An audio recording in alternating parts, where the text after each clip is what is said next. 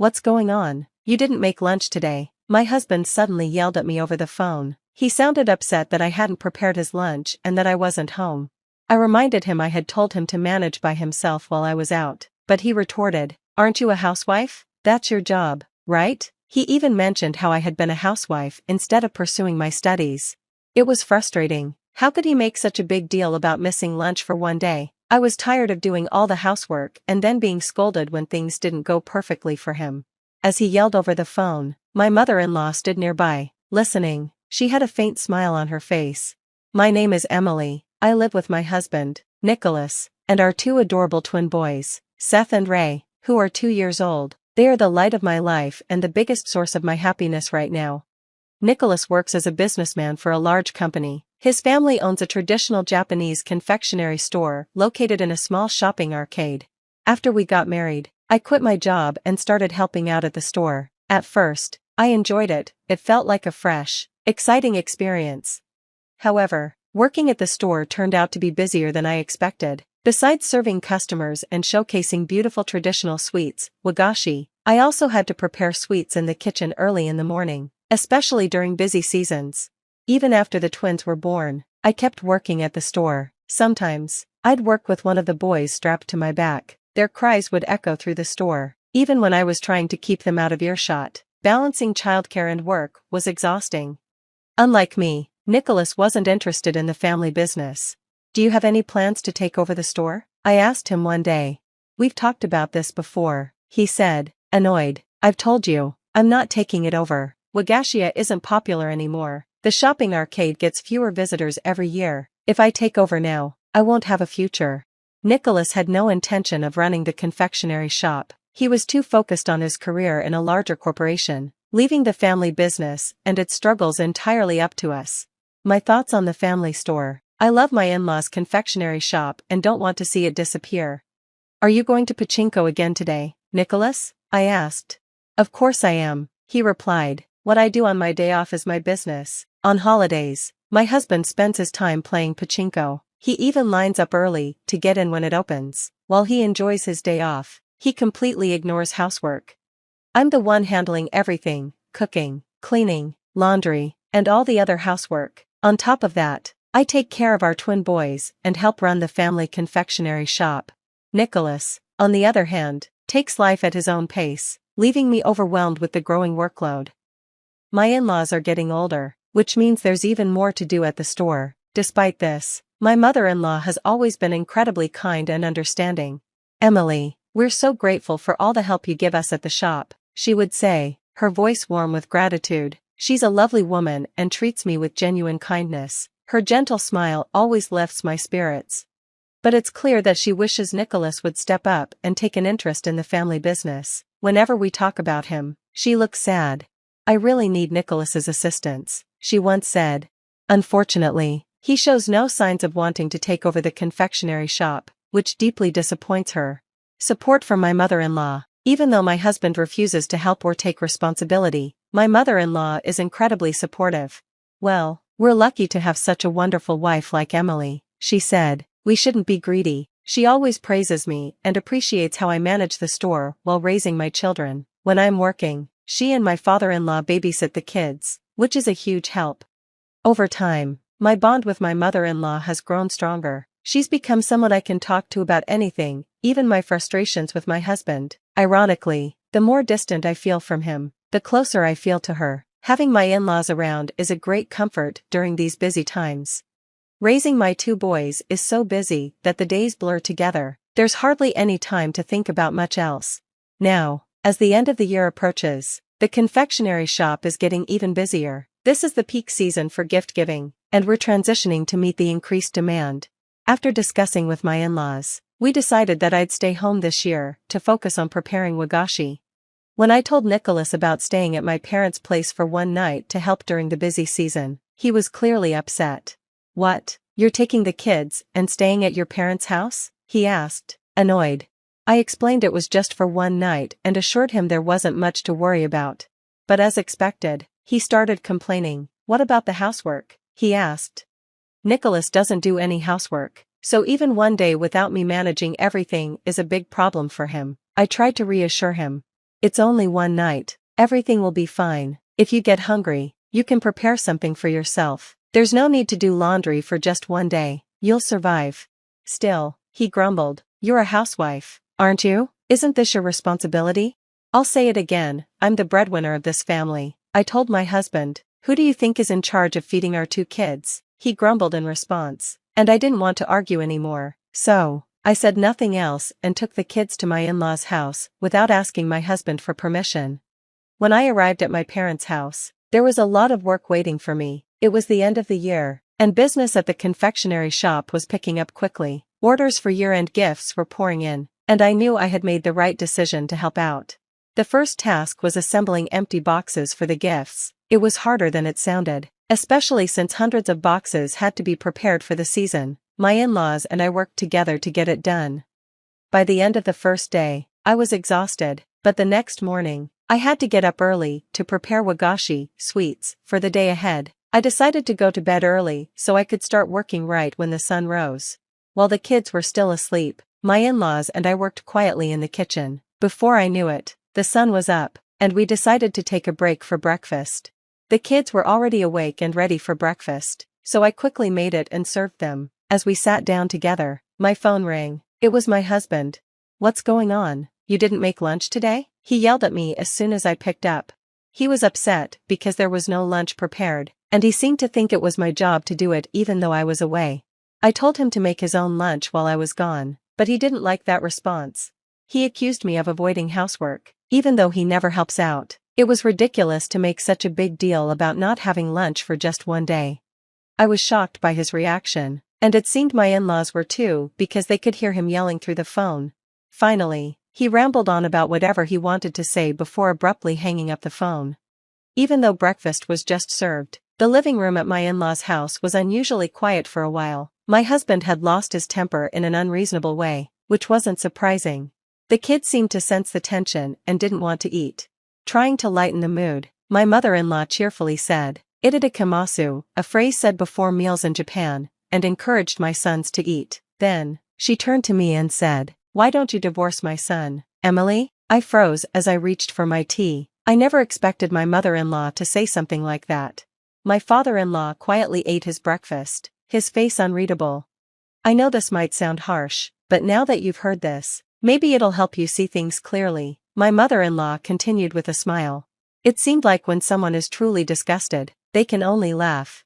"I feel terrible for you as a mother," she said. "You don't need to be merciful with my son anymore. Let your emotions guide you." It was clear my mother-in-law understood how I felt about my husband. She was on my side, and that was a relief. My father-in-law didn't speak, but he nodded in agreement with my mother-in-law's words. Their support was comforting. Returning home and preparing for a talk, later that evening, I went back home, mentally prepared for what I needed to do. When my husband returned home, he had a tense look on his face, still upset that I hadn't made his lunch. I asked him to sit down because I needed to talk to him. "What do you want to talk about?" he asked, raising an eyebrow. Ignoring his mood, I insisted, "Sit down, I need to speak with you." When my husband sat down, I handed him the divorce papers. "I'm going to divorce you," I said, the words coming out before I could stop them. His grumpy expression quickly turned to one of shock. "Why are you suddenly talking about divorce? Are you kidding? The kids are still so young," he said, panicking. He didn't understand why I wanted a divorce and tried to avoid the conversation by claiming it wasn't valid, but I wasn't going to let him avoid this. I pulled out some photos from an envelope on the table. One photo showed my husband walking hand in hand with a woman. "Didn't you say you go to pachinko on your days off? What is this? You seem to be having a good time," I said, showing him the photo. His face went pale when he saw it. I pressed him to explain. "No, this is, well," he started, trying to come up with an excuse. He claimed she was just an acquaintance, but when I mentioned that she worked at his company, he froze. She was a junior employee, and he'd been having an affair with her. For a while, I had suspected something was wrong, so I'd talked to my mother-in-law about it. She suggested I hire a detective. When I did, the results shocked me. The investigator showed me more photos of my husband entering a pachinko parlor with the woman and then going to her room. "I have more photos," I said. "You two are very close, so the investigator was able to take many pictures. Would you like to see more?" Finally, faced with the undeniable evidence, My husband admitted to everything. Yes, I've been seeing her. I'm sorry, Emily, he said. I was just playing with fire. I'm sorry for the kids. I'll leave her right now, so please don't divorce me. His apology was desperate, but I had made up my mind. I'm dead set on getting a divorce. I'm not joking, I told him firmly. There was no way I could forgive him. Standing up for myself, I've been helping at your parents' house while babysitting, and I've been taking care of things you didn't want me to, I told my husband. I've told your parents everything, and they're on my side, not yours. They've said they'll help me in any way they can. We worked together, so there was plenty of time to talk, and they were both furious at him. I also told them that we were getting a divorce. When I told him, my husband completely lost his cool. He broke down in tears. Please, I would never do something like this, he begged. He was so overwhelmed by my decision that all he could do was mutter that he didn't want a divorce. I can't be with you anymore, I said. I will make sure you pay alimony and child support. He begged for forgiveness, getting on his knees, but I refused to listen. As a result, we divorced. I insisted on alimony payments from both him and the woman he had the affair with. He also had to pay child support for our children. After the divorce, my husband chose to resign from his job, and the woman lost her position too after the company found out about their affair. My in-laws were furious and told my husband he would be cut off from the family and barred from the family home. With no one to rely on, he had to work from morning to night in manual labor just to pay his bills. A new beginning. After the divorce, I continued working at the Wagashia confectionery. My in-laws asked me to stay, and I enjoyed working there. I needed to support my children, and they wanted me to run the store after they retire. Eventually, they planned to give me the store and their home. Naturally, I intended to take over, and in the future, I will be the owner of the confectionery. I will continue working hard at my job while raising my children, looking ahead to the future. The key scraped in the lock, a sound that should have been comforting after a long business trip. Instead, it sent a chill down my spine. Something was off. I pushed open the door, my rolling suitcase forgotten behind me. The entryway was different.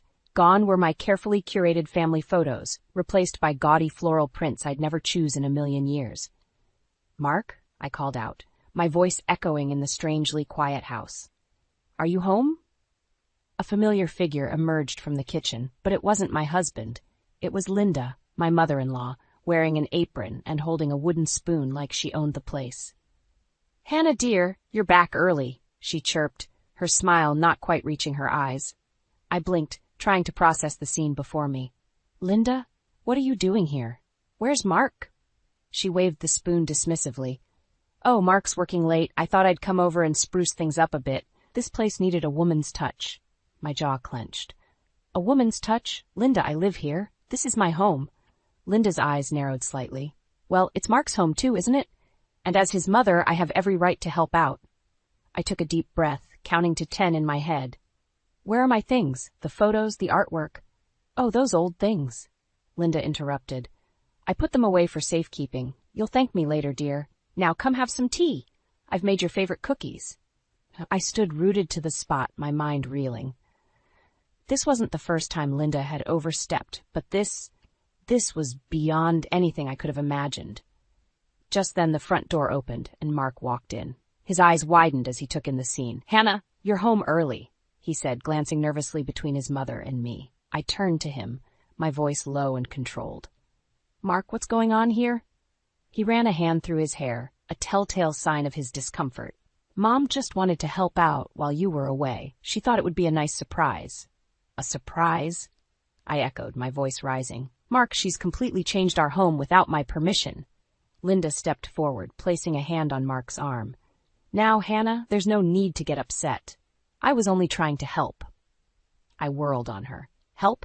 You call this helping? You've invaded our privacy, rearranged our home, and hidden my personal belongings." Mark held up his hands placatingly. "Let's all calm down, Mom. Maybe you should head home. Hannah and I need to talk."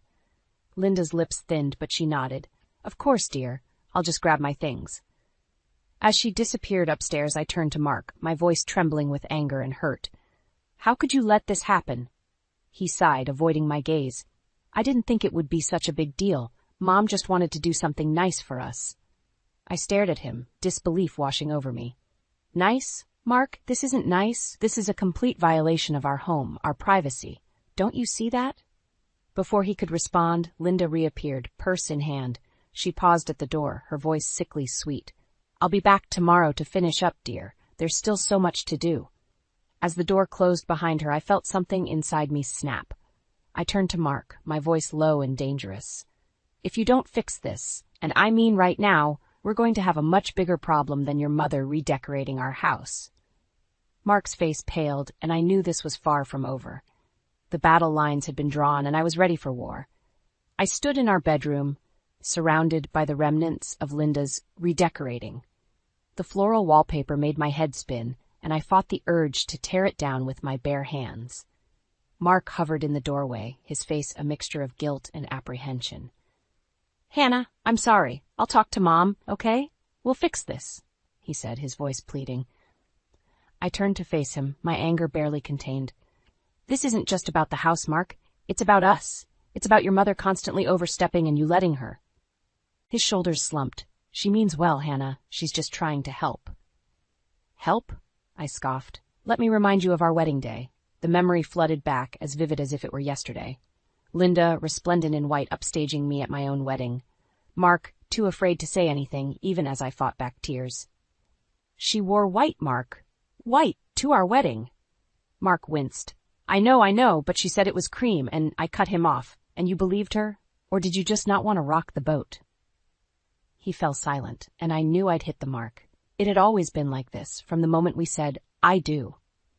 A knock at the front door interrupted our standoff. Mark looked relieved at the distraction, but my stomach dropped. I knew that imperious rap of knuckles all too well. Mark? Hannah? Are you home? Linda's voice carried through the house. Before I could protest, Mark was already heading downstairs. I followed.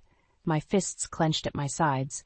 Linda breezed in, arms laden with shopping bags. I've brought some more things for the house. Oh, Hannah, dear, you look tired. Perhaps you should lie down while Mark and I finish up here. I felt my eye twitch. Linda, this needs to stop. Now. She blinked innocently. Stop what, dear? I'm only trying to help. Isn't that right, Mark? Mark looked between us, clearly torn. Mom, maybe we should talk about this, Hannah and I. Nonsense, Linda interrupted. There's nothing to talk about. Now, where shall we put these new curtains?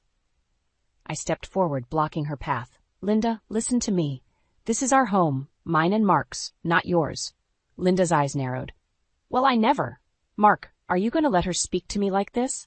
I turned to my husband, silently pleading with him to stand up to his mother just this once. Mark swallowed hard. Mom, Hannah's right. We appreciate your help, but nothing, Linda snapped. I'm your mother, Mark. I know what's best for you, both of you. I felt something inside me snap. No, you don't. You have no idea what's best for us because you refuse to see us as adults. We're not children, Linda. We don't need your help, and we certainly don't need you redecorating our home without our permission. Linda gasped, clutching her pearls. Well, I never. Mark, are you going to let her speak to me like this? I held my breath, waiting for Mark's response. This was it, the moment of truth. Mark looked at his mother, then at me. I could see the conflict in his eyes. Finally, he spoke. Mom, I think you should go home now. Linda's jaw dropped. What? Please, Mom, just go home. We'll talk later. As Linda stormed out, slamming the door behind her, I felt a mix of relief and trepidation. I turned to Mark, searching his face. Thank you, I said softly. He nodded, looking exhausted.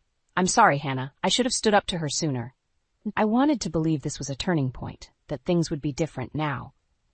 But as I looked around at our transformed home, I couldn't shake the feeling that this was just the beginning of a long, difficult battle.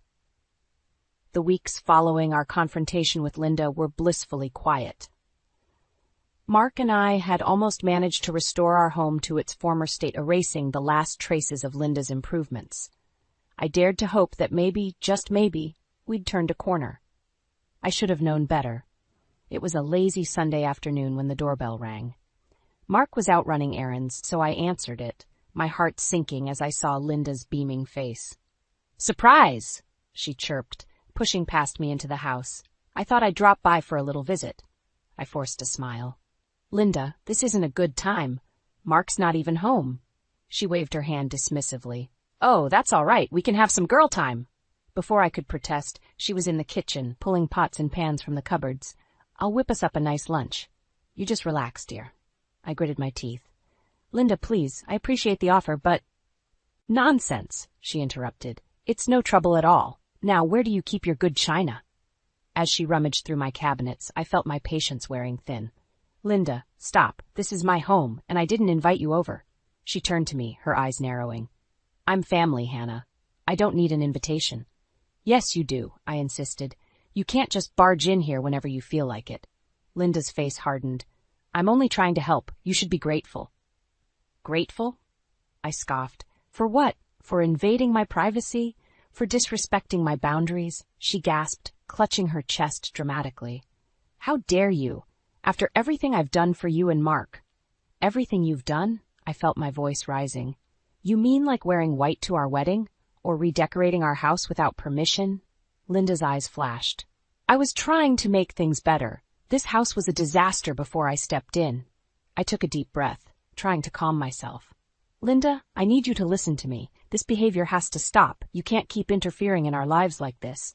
She laughed, a harsh, bitter sound. "Interfering? I'm looking out for my son's best interests. Someone has to, since you clearly can't." That was the last straw. "Get out," I said, my voice low and dangerous. Linda blinked, taken aback. "Excuse me?" "I said, get out, now." For a moment she just stared at me. Then, her face contorted with rage. "You ungrateful little—" The front door opened, and Mark walked in, freezing at the scene before him. "What's going on?" Linda immediately burst into tears. "Oh, Mark, your wife is being so cruel to me. I only wanted to help, and she's throwing me out." Mark looked between us, confusion and distress evident on his face. "Hannah, what?" I cut him off. "Your mother showed up uninvited and refused to leave when I asked her to." Linda sniffled dramatically. "I just wanted to spend time with my family. Is that so wrong?" Mark ran a hand through his hair, clearly torn. "Mom, maybe now isn't the best time. Why don't I call you later?" Linda's tears dried up instantly, replaced by a look of triumph. "Of course, dear, I'll go. But remember, I'm always here for you." As she swept out the door, I turned to Mark, my anger barely contained. "This has to stop, Mark. We need to set some serious boundaries with your mother." He sighed heavily. I know. But she's my mom, Hannah. What am I supposed to do?" I stared at him, disbelief and disappointment washing over me. "You're supposed to support me, your wife. You're supposed to stand up to her when she oversteps." Mark looked away, unable to meet my eyes.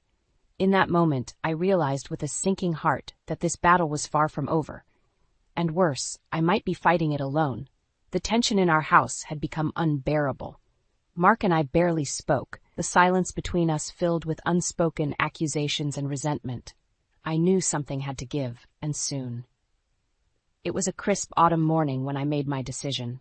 I couldn't live like this anymore. I had to confront Linda once and for all. I drove to her house, my hands shaking on the steering wheel. As I pulled into the driveway, I saw George, my father-in-law, leaving for work. He gave me a sad, knowing look as he passed by. It struck me then how rarely I saw him smile these days. Linda answered the door in her silk robe, surprise flickering across her face. "Hannah? What are you doing here so early?"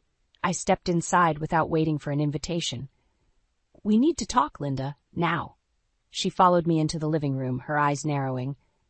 "If this is about the other day, I think you owe me an apology." I whirled around to face her.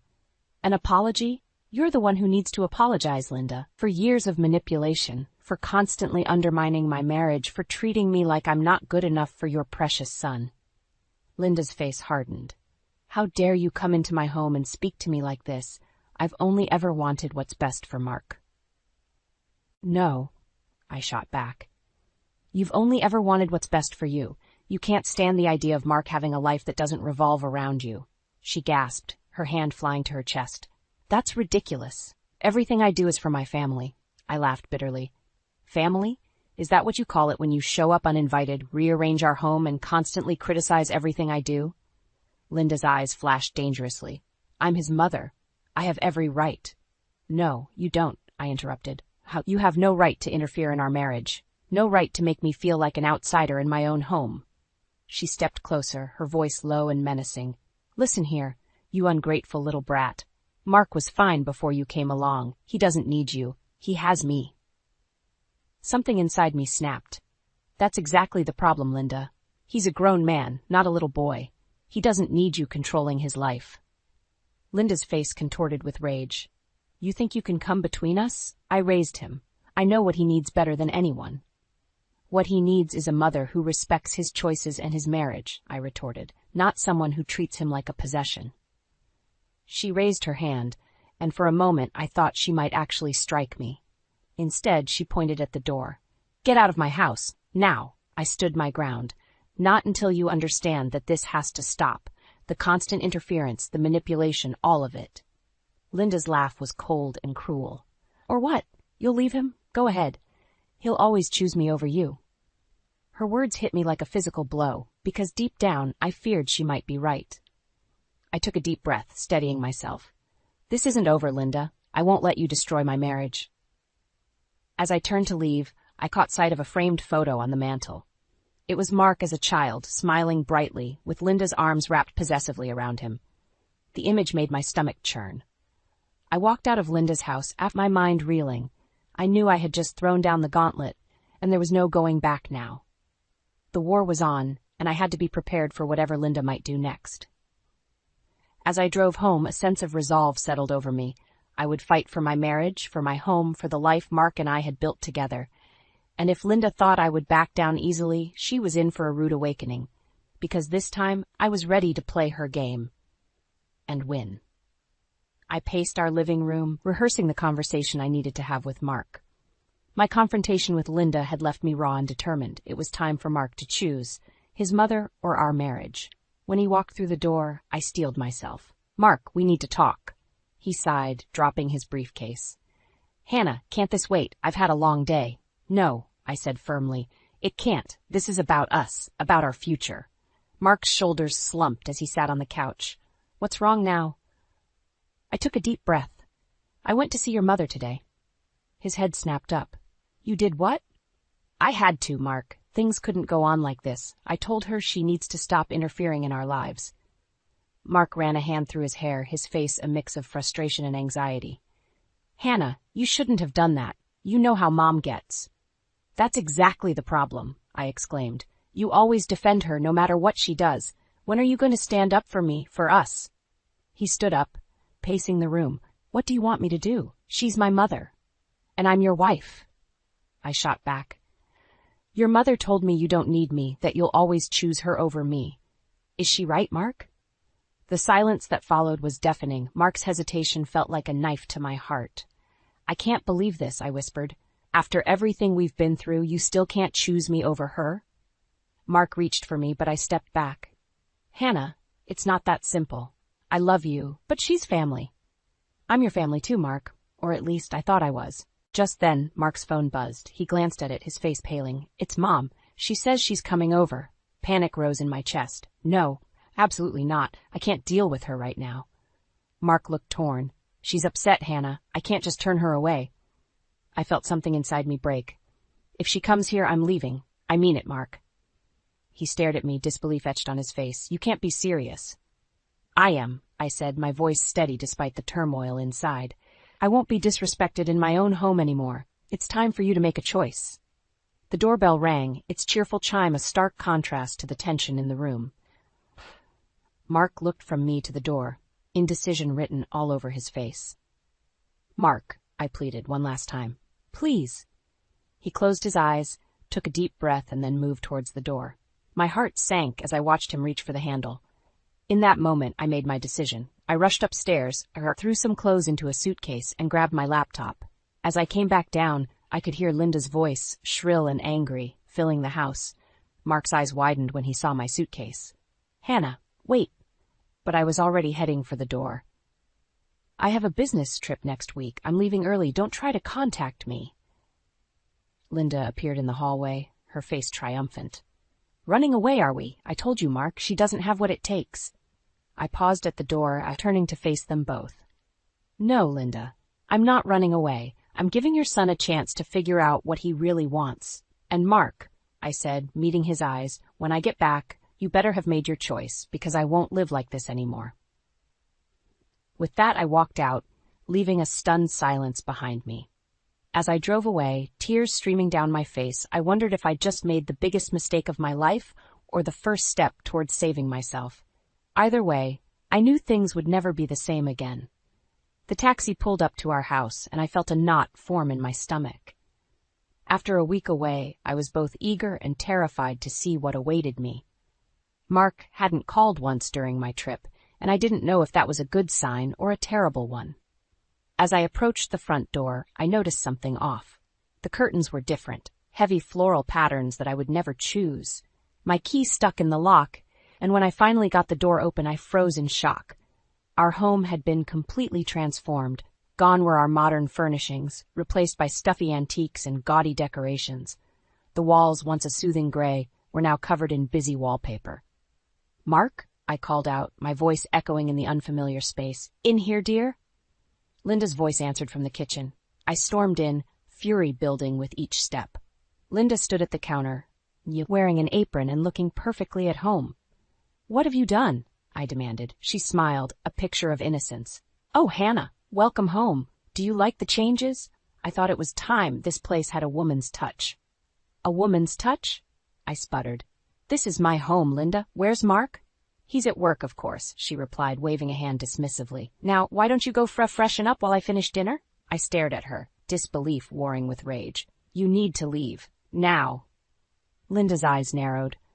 "I don't think so, dear. You see, while you were gone, Mark and I had a long talk. He agrees that I should move in to help out." "Move in?" I felt like I was in a nightmare. "That's impossible. Mark would never agree to that." She smirked, pulling an envelope from her pocket. "Oh, but he did. In fact, he signed over half the house to me, for safekeeping, you understand." I snatched the paper from her hand, my eyes scanning the legal document. There it was, in black and white. Mark had given Linda partial ownership of our home. "This can't be legal," I whispered. "Oh, it's perfectly legal," Linda gloated, "and there's nothing you can do about it." In that moment, something inside me snapped. I grabbed my phone and dialed Mark's number. "Hannah?" he answered, sounding surprised. "Get home, now," I growled, hanging up before he could respond. I turned back to Linda, who was watching me with a smug expression. "This isn't over." "Oh, I think it is," she replied. "Face it, Hannah, you've lost. Mark will always choose me." I was about to retort when the front door opened. Mark walked in, his face pale as he took in the scene. "What's going on?" he asked, looking between Linda and me. "Your mother says you signed over half our house to her," I said, my voice dangerously calm. "Please tell me that's not true." Mark's silence was all the confirmation I needed. "How could you?" I whispered, feeling tears prick my eyes. "Hannah, I can explain," he started, but I cut him off. "Explain what? That you betrayed me? That you let your mother take over our home?" Linda stepped forward, placing a hand on Mark's arm. "Now, dear, don't be dramatic. We're all family here." I laughed bitterly. "Family? Is that what you call this?" Mark looked torn, his gaze shifting between his mother and me. I thought this would make things easier." "Easier?" I echoed in disbelief. "How is this easier?" Linda smiled triumphantly. "See, Mark? I told you she wouldn't understand. She's never appreciated everything we do for her." Something inside me hardened. I looked at Mark, really looked at him, and saw a man I no longer recognized. "I want a divorce," I said quietly. The room fell silent. Mark's face drained of color, while Linda's eyes gleamed with victory. "Hannah, please," Mark began, but I held up a hand. "No, I'm done. I won't live like this anymore." I turned to Linda. "You wanted him? You can have him, but this isn't over. Not by a long shot." As I walked out of the house that was no longer my home, I felt a strange mix of despair and determination. I had lost everything, but in that loss, I found a resolve I never knew I had. This was war, and I was ready to fight. I sat in Layla's office, my hands shaking as I clutched a manila folder. My friend and lawyer looked at me with a mix of concern and determination. "Are you sure about this, Hannah?" Layla asked, her voice gentle but firm. I nodded, my jaw set. "I'm sure. It's time to end this once and for all." Layla picked up her phone. "I'll set up the meeting. Are you ready to face them?" "I have to be," I replied, steeling myself for what was to come. 2 days later, I found myself sitting across from Mark, Linda, and George in a conference room. The tension was palpable, the air thick with unspoken accusations. Linda glared at me, her eyes cold. "What's the meaning of this, Hannah? Haven't you caused enough trouble?" I ignored her, turning to Layla. She nodded, then addressed the room. We're here today because my client, Hannah, has evidence of fraudulent activity regarding the transfer of property. Mark's head snapped up. What? That's impossible. I signed those papers myself. Under duress, I interjected, my voice steady, and with false information. Linda scoffed. This is ridiculous. George, tell them how absurd this is. But George remained silent, his eyes fixed on the table. I felt a flicker of hope. Maybe he knew more than he was letting on. Layla continued, we have reason to believe that Linda misrepresented her financial situation to influence Mark's decision. Furthermore, we have evidence of other improprieties. Linda's face paled. What are you talking about? I leaned forward, my heart pounding. I know about the affair, Linda. The room fell silent. Mark looked bewildered, while George's head snapped up, his eyes wide with shock. What affair? Mark asked, his voice barely above a whisper. I pulled out a stack of photos from the manila folder, spreading them across the table.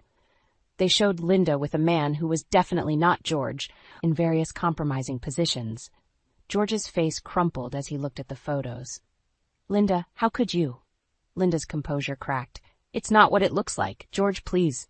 But George was already standing, his chair scraping loudly against the floor. I can't believe this. All these years. Mark stared at the photos, then at his mother. Mom, is this true? Linda's eyes darted around the room like a cornered animal. Mark. Sweetie, you don't understand. Your father, he. Don't you dare blame this on me, George interrupted, his voice trembling with anger. I've put up with your manipulation for years, but this is the last straw. I watched as the family I had once been a part of imploded before my eyes. Part of me felt vindicated, but another part ached for the pain I saw on their faces. Mark turned to me, his eyes filled with confusion and hurt. Hannah, why didn't you tell me? Would you have believed me? I asked softly. You never took my side before. He flinched as if I'd slapped him. I'm so sorry. I had no idea. Linda suddenly stood up, her chair toppling over. This is all your fault. She screamed at me.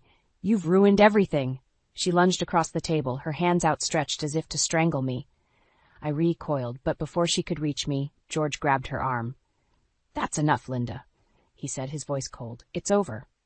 As security escorted a hysterical Linda from the room, I felt a strange mix of emotions wash over me. Relief, sadness, anger, and a glimmer of hope.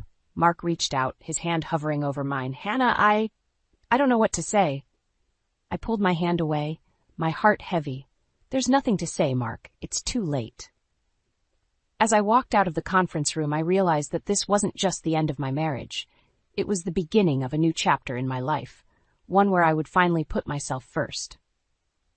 6 months after the explosive revelation, I stood on the steps of the courthouse, my heart pounding.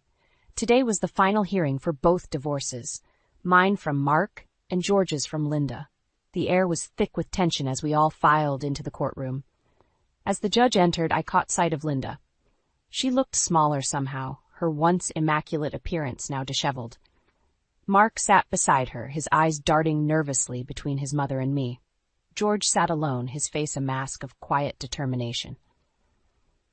The proceedings began, and I listened as Layla presented our case. She detailed Linda's manipulation, the fraudulent property transfer, and the affair. With each word, I felt a weight lifting from my shoulders. When it was Linda's turn to speak, she launched into a tirade. This is all a misunderstanding. I only wanted what was best for my family. Hannah never understood our bond. She tried to come between us. The judge silenced her with a stern look. Mrs. Thompson, the evidence against you is overwhelming. Your actions were not only manipulative, but illegal. I watched as the color drained from Linda's face. For the first time, I saw her for what she truly was, a scared, insecure woman who had spent her life controlling others to feel powerful. The judge continued, in light of the evidence, I'm ruling in favor of Mrs. Hannah Thompson.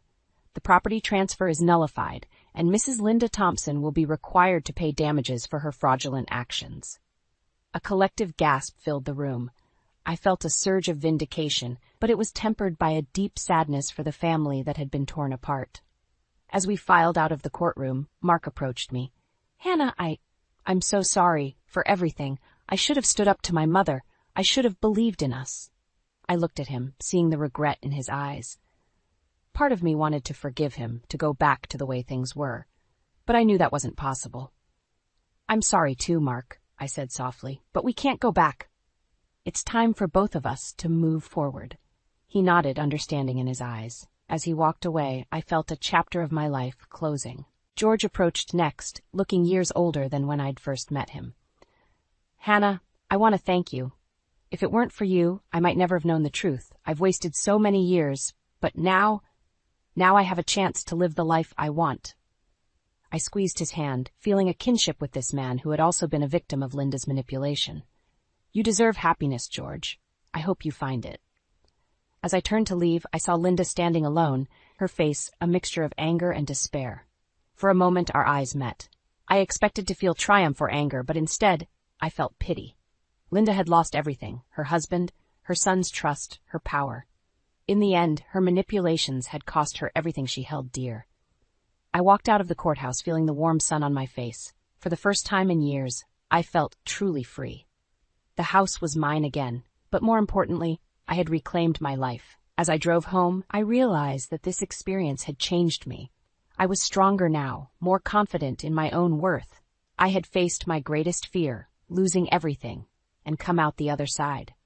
Pulling into my driveway, I smiled at the sight of my home. It was time to redecorate, to erase the last traces of Linda's influence. But more than that, it was time to start a new chapter. I may have lost the family I married into, but I had gained something far more valuable: self-respect, strength, and the knowledge that I could weather any storm. As I unlocked the door, I felt a sense of peace wash over me. The future was uncertain, but for the first time in a long time, I was excited to see what it held. I had survived the storm, and now it was time to enjoy the calm that followed. I was ready for whatever came next, knowing that I had the strength to face it head-on. This wasn't just an ending. It was a new beginning. The shrill ring of my phone pierced through the clatter of dishes and the soft hum of our family dinner conversation. I glanced at the caller ID, frowning at the unfamiliar number. "Excuse me," I said, rising from the table. "I should take this. It might be work." Tom nodded, his mouth full of pot roast. Our daughter Lily barely looked up from her plate, engrossed in pushing her vegetables around with her fork. I stepped into the hallway, pressing the phone to my ear. "Hello, this is Melissa." "Is this Melissa Thompson?" A woman's voice, hushed and urgent, came through the line. "Yes, it is. Who's calling?" "Someone who thinks you deserve to know the truth." The woman paused, and I heard her take a shaky breath. "Your husband, Tom? He's having an affair." My stomach dropped, and I gripped the phone tighter. "What? Who is this?" "I'm sorry, I can't say more, but if you want proof, check his phone. Look for messages from Amanda. You deserve better, Melissa." The line went dead. I stood there, frozen, my mind reeling. "Tom? An affair? It couldn't be true. We had our problems, sure, but he wouldn't, would he?" I took a deep breath, steeling myself before walking back into the dining room. Tom looked up, an easy smile on his face. "Everything okay, honey?" I forced a smile. "Just a wrong number." I sat down, my appetite gone. "How was your day at work?" Tom launched into a story about a difficult client, but I barely heard him. My eyes kept drifting to his phone, sitting face down on the table next to his plate. Could I really invade his privacy like that? But if he was cheating... "Mom?" Lily's voice snapped me back to reality. "Can I be excused? I finished my vegetables." I glanced at her plate, noting the artfully rearranged pile of broccoli. "Nice try, sweetie. Eat at least 3 more bites, then you can go." Lily groaned, but complied, shoveling the broccoli into her mouth with exaggerated disgust. "So dramatic," Tom chuckled. "Wonder where she gets that from?" I managed a weak laugh, my mind still on the mysterious phone call. As soon as Lily finished and scampered off to her room, I stood to clear the table. "I've got this," Tom said, standing up. "You cooked, I'll clean." "Thanks," I said, my voice sounding strained even to my own ears. "I think I'll go check on Lily, make sure she's starting her homework." As I turned to leave, Tom's phone buzzed. Without thinking, I glanced down at the screen. A text message notification flashed. "Amanda, can't wait to see you tomorrow. Miss you already." My heart stopped. It was true, all true. Tom reached for his phone, but I snatched it first. "Who's Amanda?" I asked, my voice trembling. The color drained from Tom's face. "Mel, I can explain." "Explain what?" I hissed, trying to keep my voice down so Lily wouldn't hear. "Explain how you're cheating on me, on our family?" It's not what you think, Tom pleaded, reaching for the phone. She's just a coworker. A coworker who misses you and can't wait to see you? I scrolled through the messages, each one a dagger to my heart. How long, Tom? How long has this been going on? Before he could answer, Lily's voice called from upstairs. Mom, can you help me with my math homework? I closed my eyes, taking a deep breath. Coming, sweetie. I called back, my voice surprisingly steady. I looked at Tom, my husband of 12 years, the father of my child, now a stranger before me. This isn't over, I said, my voice low and dangerous, not by a long shot. As I climbed the stairs to help Lily, my mind raced. How could I have been so blind? And more importantly, what was I going to do now? I couldn't sleep that night, Tom's betrayal gnawing at my insides. When morning came, I went through the motions of getting Lily ready for school, all while avoiding Tom's pleading eyes. Mel, can we talk? He asked as I poured Lily's cereal. Not now, I hissed, nodding towards our daughter. The moment Lily's school bus pulled away, I turned to face Tom. Start talking, he sighed, running a hand through his hair. It was a mistake, Mel. A stupid one-time thing. It meant nothing. One time? I scoffed. Those texts didn't look like a one-time thing, Tom. I ended it, I swear. It won't happen again. I wanted to believe him. God, how I wanted to. But the seed of doubt had been planted, and it was already taking root. Over the next few weeks, I found myself watching Tom like a hawk. Every late night at the office, every text message, every phone call became suspect. I hated myself for it, but I couldn't stop. One afternoon, while doing laundry, I found a receipt in Tom's pocket. It was for a women's perfume, expensive. Definitely not my brand. My heart raced as I smoothed out the crumpled paper. That night, after Lily was in bed, I confronted Tom. Care to explain this? I asked, holding up the receipt. His eyes widened for a split second before he composed himself. It's a gift for my mother. Her birthday's coming up. Your mother hates perfume, Tom. She's allergic, remember? He fumbled for words, but I cut him off. Just tell me the truth, please. Tom's shoulders sagged. I'm sorry, Mel. I thought I could end it, but I didn't hear the rest. The room was spinning, and I felt like I might be sick. The next day, I called in sick to work and waited for Tom to leave. Then I tore the house apart, searching for the perfume. I found it hidden in the back of his closet, along with a card. With shaking hands, I opened the envelope. To my darling Tom, thank you for the most incredible 6 months of my life. I can't wait for many more. All my love, Amanda. 6 months. Half a year of lies and betrayal. I was still sitting on the bedroom floor, surrounded by Tom's clothes and the damning evidence, when the doorbell rang. Wiping my eyes, I went to answer it. Surprise! It was Freda, Tom's mother, holding a casserole dish. I thought I'd drop by and... Melissa, dear, what's wrong? I broke down then, telling her everything through my tears.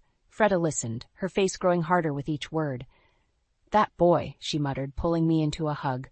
I raised him better than this. As Freda comforted me, my phone buzzed. A text from Tom. Working late tonight. Don't wait up. Something in me snapped. Freda, I said, my voice steady for the first time in weeks. I need your help. We spent the afternoon planning how Freda would pick up Lily from school and keep her overnight. And I would find out exactly what working late meant. As evening fell, I parked my car across the street from Tom's office. At 6:30, I watched him leave the building with a woman I didn't recognize. Tall, blonde, younger than me. They walked to a nearby restaurant, laughing and holding hands. I followed them inside, my heart pounding. They were so engrossed in each other, they didn't notice me approach their table. Hello, Tom, I said, my voice ice cold. Aren't you going to introduce me to your coworker? The color drained from Tom's face as he looked up at me. Mel, what are you? I'm Melissa, I said, turning to the woman. Amanda, I presumed. Tom's wife, and you must be the reason my husband's been working late for the past 6 months. Amanda's eyes widened in shock. Wife? Tom, you said you were separated, I laughed bitterly. Oh, we're about to be. I turned back to Tom, who looked like he might be sick. Don't bother coming home tonight, or ever again. As I walked out of the restaurant, leaving chaos in my wake, I felt a strange mix of pain and exhilaration. The truth was out, and there was no going back. Now I just had to figure out what came next. I spent the next week in a haze of anger and determination. Tom's desperate calls and messages went unanswered as I focused on gathering evidence. Freda, bless her heart, had become my unexpected ally, watching Lily while I played detective. "Are you sure about this, dear?" Freda asked one evening as I prepared to tail Tom again. I nodded grimly. "I need to know everything, Freda, for Lily's sake as much as my own." As I followed Tom's car to a swanky hotel downtown, my stomach churned. Part of me still hoped this was all a misunderstanding, that Tom would turn out to be planning a surprise party or something equally innocent. But as I watched him check in arm with Amanda, that last shred of hope died. I waited in the lobby, my heart pounding.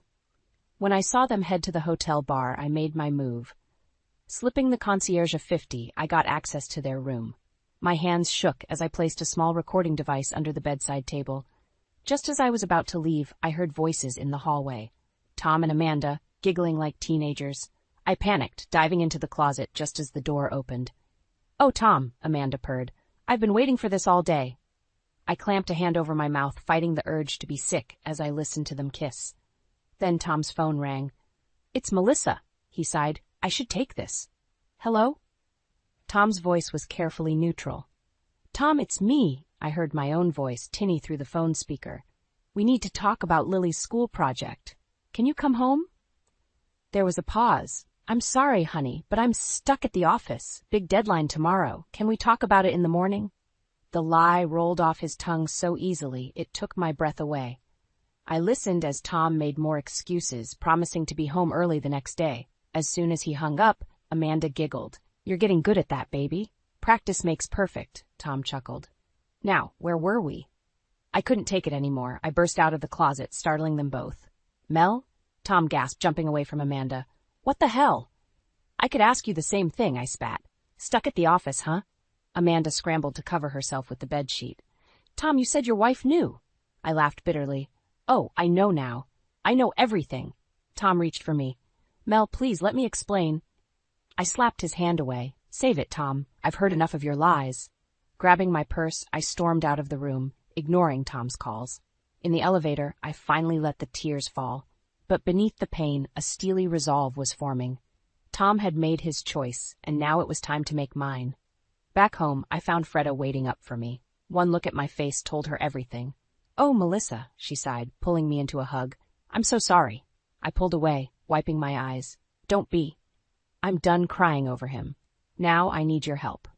We stayed up late, planning our next move.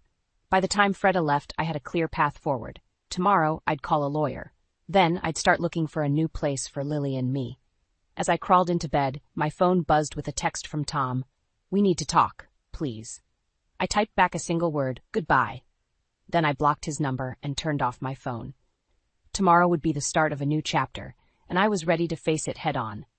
Tom had underestimated me, thinking I'd roll over and accept his betrayal. But he was about to learn just how wrong he was. The gloves were off, and I was ready to fight for the life Lily and I deserved. The next morning, I woke with a sense of purpose I hadn't felt in weeks. I called in sick to work, dropped Lily off at school, and headed straight to a divorce lawyer's office. As I sat in the waiting room, my resolve wavered. Was I really ready to end my marriage? "Mrs. Thompson?" the receptionist called. "Mr. Daniels will see you now." I took a deep breath and stepped into the office. An hour later, I emerged with a folder full of paperwork and a head spinning with legal jargon. But one thing was clear. I was taking control of my life. On my way home, I stopped by a realtor's office to inquire about apartments.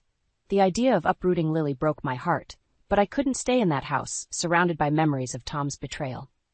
As I pulled into our driveway, I noticed Tom's car. My stomach clenched. He was supposed to be at work. Taking a steadying breath, I walked inside. "Mel!"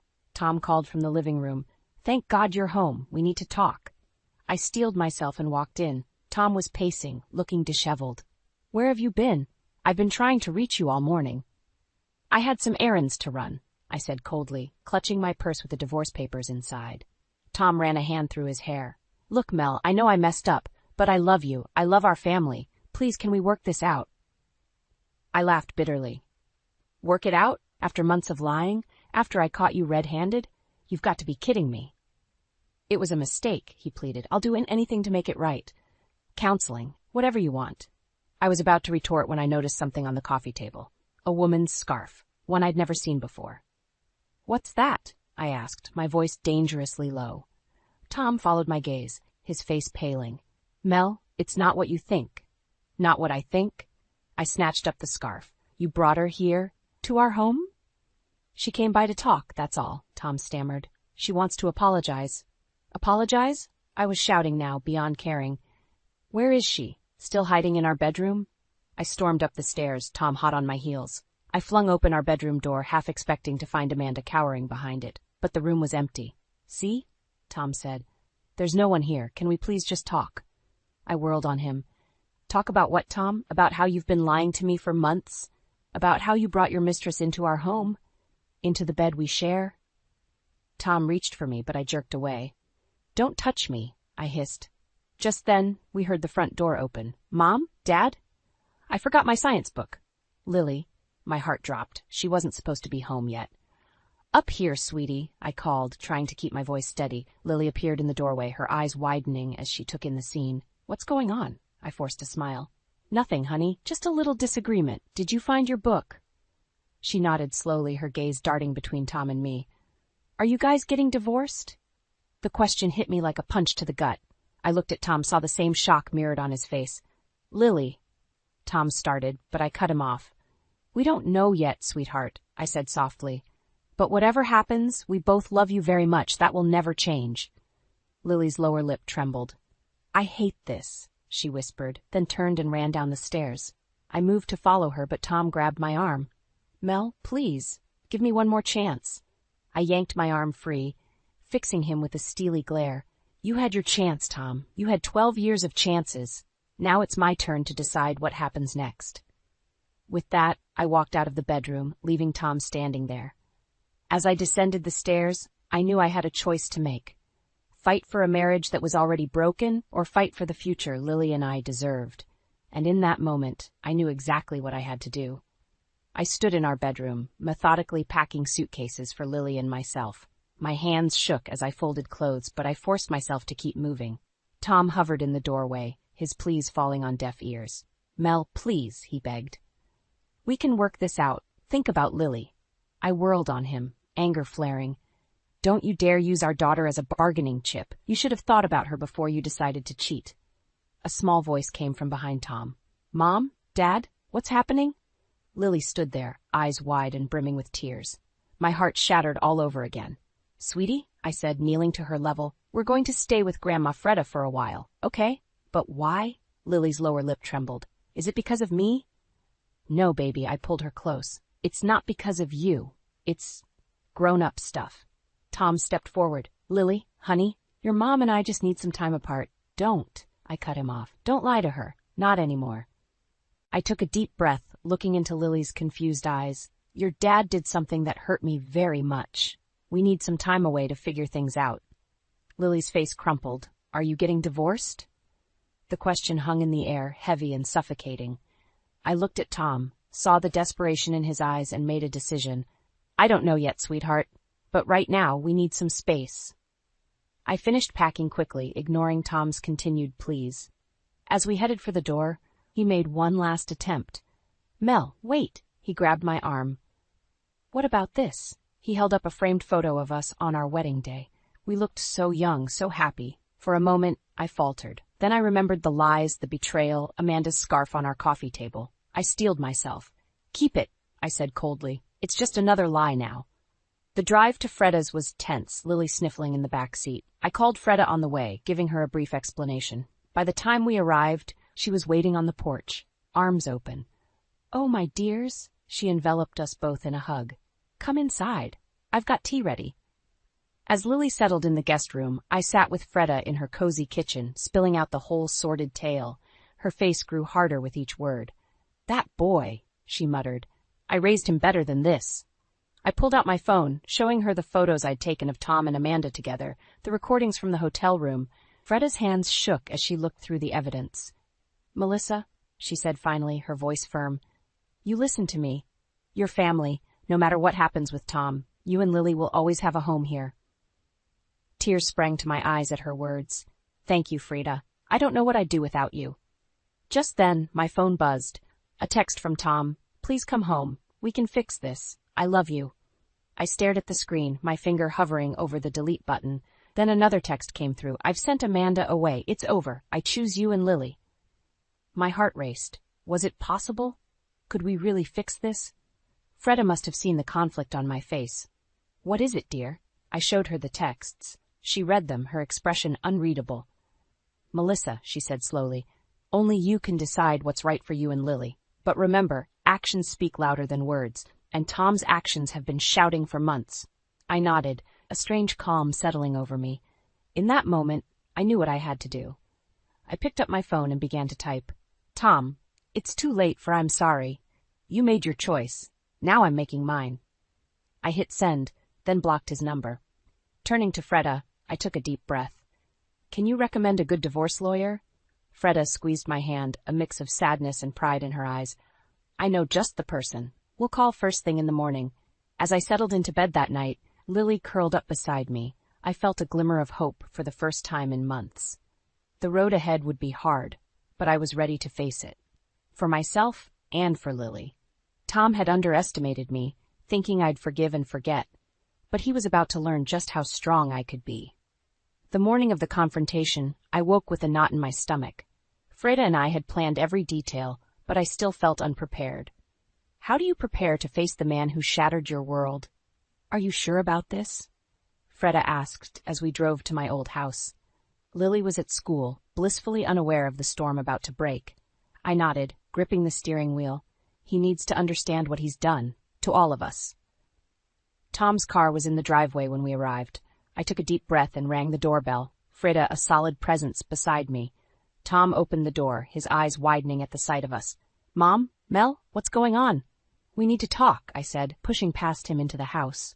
The living room was a mess, pizza boxes and beer cans littering the coffee table.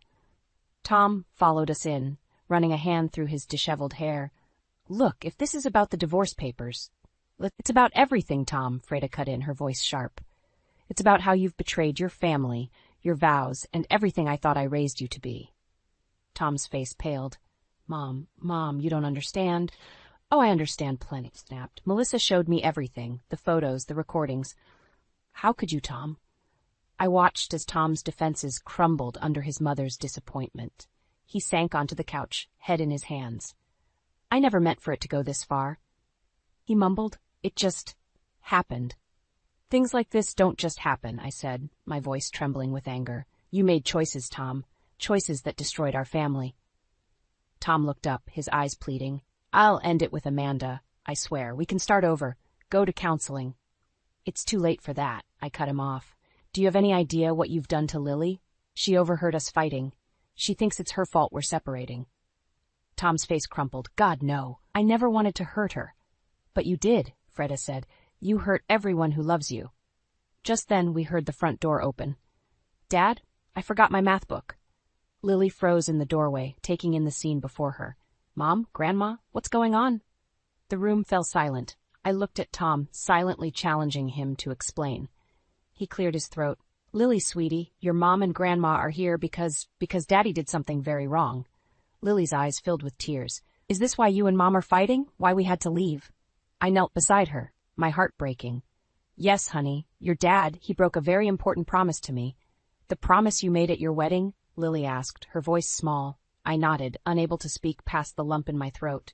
Tom moved towards us, but Freda held him back. Let them be, Tom. You've done enough damage. Lily looked between us, her face crumpling. I hate this. I hate all of you. She turned and ran out of the house, slamming the door behind her. Lily, I called, racing after her.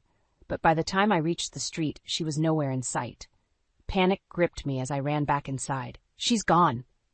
We have to find her. Tom was already grabbing his keys. I'll check the park. Mom, can you drive around the neighborhood? Freda nodded, her face grim. Melissa, you stay here in case she comes back, and call the police if we don't find her soon. As they left, I sank onto the couch, my head spinning. How had it come to this? Our family was in pieces, and now Lily was out there alone, scared and confused. I closed my eyes, praying silently. Please let her be okay. Let us find her. And please give me the strength to put our family back together, even if it looks different than before. The clock ticked loudly in the empty house, each second an eternity as I waited for news. The confrontation had spiraled out of control, and now everything hung in the balance. Whatever happened next would shape the rest of our lives. I just hoped we were strong enough to weather the storm. The hours after Lily's disappearance were a blur of panic and frantic searching. I paced the living room, alternating between calling Lily's friends and staring out the window, praying to see her walking up the driveway. When my phone finally rang, I nearly dropped it in my haste to answer. "Lily? It's me." Tom's voice came through, tight with worry. "I found her. We're at the old treehouse in the woods behind the school." Relief flooded through me, quickly followed by a surge of anger. "Put her on the phone, now." "Mom?" Lily's small voice made my heart clench. "Oh, sweetheart, are you okay? We've been so worried." "I'm sorry," she sniffled. I couldn't take it anymore." "I know, baby. We're coming to get you. Stay with your dad, okay?" I hung up and called Freda, who arrived minutes later to drive us to the school. The ride was tense, filled with unspoken accusations and regrets. As we approached the treehouse, I saw Tom and Lily sitting on a low branch, their heads close together in conversation. For a moment, the scene was so achingly familiar that I felt my resolve waver. Then reality came crashing back as Lily spotted us and ran into my arms. I held her tight, breathing in the scent of her hair, my eyes meeting Tom's over her head. "We need to talk," I said, my voice steadier than I felt. "All of us." We gathered in a small clearing, the late afternoon sun filtering through the leaves. Lily sat between Freda and me, while Tom stood awkwardly to the side. "Lily," I began, taking her hand, "I know this is hard and confusing, but I need you to understand that none of this is your fault." "Then why is our family falling apart?" she asked, her voice cracking. I looked at Tom, silently urging him to step up. He cleared his throat. "It's my fault, sweetheart," he said, kneeling in front of Lily. "I made some terrible mistakes and I hurt your mom very badly." "The lady I saw you with?" Lily asked, surprising us all. "I saw you kissing her outside my school once." The revelation hit me like a physical blow. I stood up, my hands shaking. "You brought her to Lily's school?" Tom's face paled. "It wasn't." "I didn't mean." "Stop," Freda interrupted, her voice sharp. "No more excuses, Tom. It's time to face the consequences of your actions." I took a deep breath, steeling myself for what I had to do next. "Lily, your dad and we can't be together anymore. I'm filing for divorce." The words hung in the air, heavy and final. Lily burst into tears, burying her face in Freda's shoulder. Tom looked like he'd been punched. "Mel, please," he begged. "Give me one more chance. I'll do anything." I shook my head, feeling a strange sense of calm wash over me. "It's too late, Tom. You've had your chances. Now I need to do what's best for Lily and me." "And what about me?" Tom's voice rose, anger replacing desperation. "You're just going to cut me out of your lives?" "You did that yourself," Freda said, standing up with Lily, "when you decided your selfish desires were more important than your family." As if on cue, Tom's phone buzzed. He glanced at it, his face flushing with guilt. "Let me guess," I said, my voice cold. "Amanda?" Tom's silence was all the confirmation I needed. I turned to Freda, suddenly exhausted. "Can you take Lily back to your place? I'll be there soon." Freda nodded, leading a still-sniffling Lily away. I watched them go, feeling the weight of the past few months pressing down on me. "So this is it?" Tom asked, his voice small. "Everything we built just over?" I looked at him, really looked at him, for the first time in weeks. The man I'd loved, the father of my child, now a stranger. "Yes, Tom. It's over. I'll have my lawyer contact you about the divorce proceedings." As I walked away, leaving Tom standing alone in the clearing, I felt a mix of grief and liberation. The road ahead would be hard, but for the first time in months, I felt hope. Hope for a future where Lily and I could heal, where we could build a new life free from betrayal and lies. The sun was setting as I drove to Freda's house, casting long shadows across the road. It felt symbolic somehow, the end of one chapter, the beginning of another. Whatever came next, I knew I had the strength to face it, for myself and for Lily. 1 year after the divorce, I stood in our new apartment, surrounded by the warmth of a home Lily and I had built together. The wounds of Tom's betrayal had slowly healed, leaving scars that reminded me of my strength rather than my pain. The doorbell rang, and I braced myself. It was Tom, here to pick up Lily for his weekend visitation. I opened the door, taking in his disheveled appearance. The past year hadn't been kind to him. "Hey, Mel," he said, his voice rough. "Is Lily ready?" Before I could answer, Lily bounded down the stairs, backpack in hand. "Hi, Dad!" She hugged him briefly before turning to me. "Bye, Mom. See you Sunday." As they left, I felt a pang of sadness, not for what I'd lost, but for what could have been. But that feeling was quickly replaced by a sense of pride in how far Lily and I had come. My phone buzzed with a text from Freda. "Don't forget, dinner at my place tonight. I've got news." I smiled, grateful for the unconventional family we'd formed. Frida had been my rock through everything, and our bond had only grown stronger. Later that evening, as we sat around Freda's dining table, she dropped a bombshell. "I've decided to sell the house," she announced. "It's too big for just me and, well, I think it's time for a fresh start." I reached out, squeezing her hand. "Are you sure? That house has been in your family for generations." Freda nodded, her eyes misty but determined. "It's time. Besides, I was thinking maybe you and Lily might like to buy it, at a family discount, of course." I gasped, overwhelmed by her generosity. "Freda, I don't know what to say." "Say yes," she urged. "It would mean the world to me to keep it in the family, to see it filled with love and laughter again." As I considered her offer, my phone rang. It was Tom's number, but when I answered, it was a woman's voice. "Amanda." "Melissa? It's Amanda. I need your help. Tom's in the hospital. He's been in an accident." My blood ran cold. "Is Lily okay?" "She wasn't with him," Amanda assured me. "But Tom, he's asking for you." I looked at Freda, who had heard everything. She nodded, understanding without words. At the hospital, I found Tom in a small room, his face bruised and bandaged. Amanda sat by his bed, looking lost and scared. "Mel," Tom croaked when he saw me. "I'm so sorry. For everything." I took a deep breath, years of anger and hurt rising to the surface. But as I looked at him, broken and vulnerable, I felt something shift inside me. "I forgive you, Tom," I said, surprising even myself. "Not for you, but for me. For Lily. We can't move forward if we're stuck in the past." Tears streamed down Tom's face. "I've lost everything. My job, my family, even Amanda's leaving." I glanced at Amanda, who nodded sadly. "It's true, I can't do this anymore." In that moment, I saw our lives laid bare, the choices we'd made, the consequences we'd faced. And I realized that forgiveness didn't mean forgetting or going back. It meant finding the strength to move forward. "You haven't lost everything," I told Tom. "You still have Lily, and if you're willing to put in the work, you can rebuild your life. It won't be the same, but it can be good." As I left the hospital that night, I felt a weight lift from my shoulders. The future stretched out before me, full of possibilities. Freda's offer of the house, a symbol of new beginnings. My career at the pharmacy, flourishing in ways I never expected. And Lily, growing into a strong, resilient young woman. I drove home to the apartment that had been our sanctuary this past year.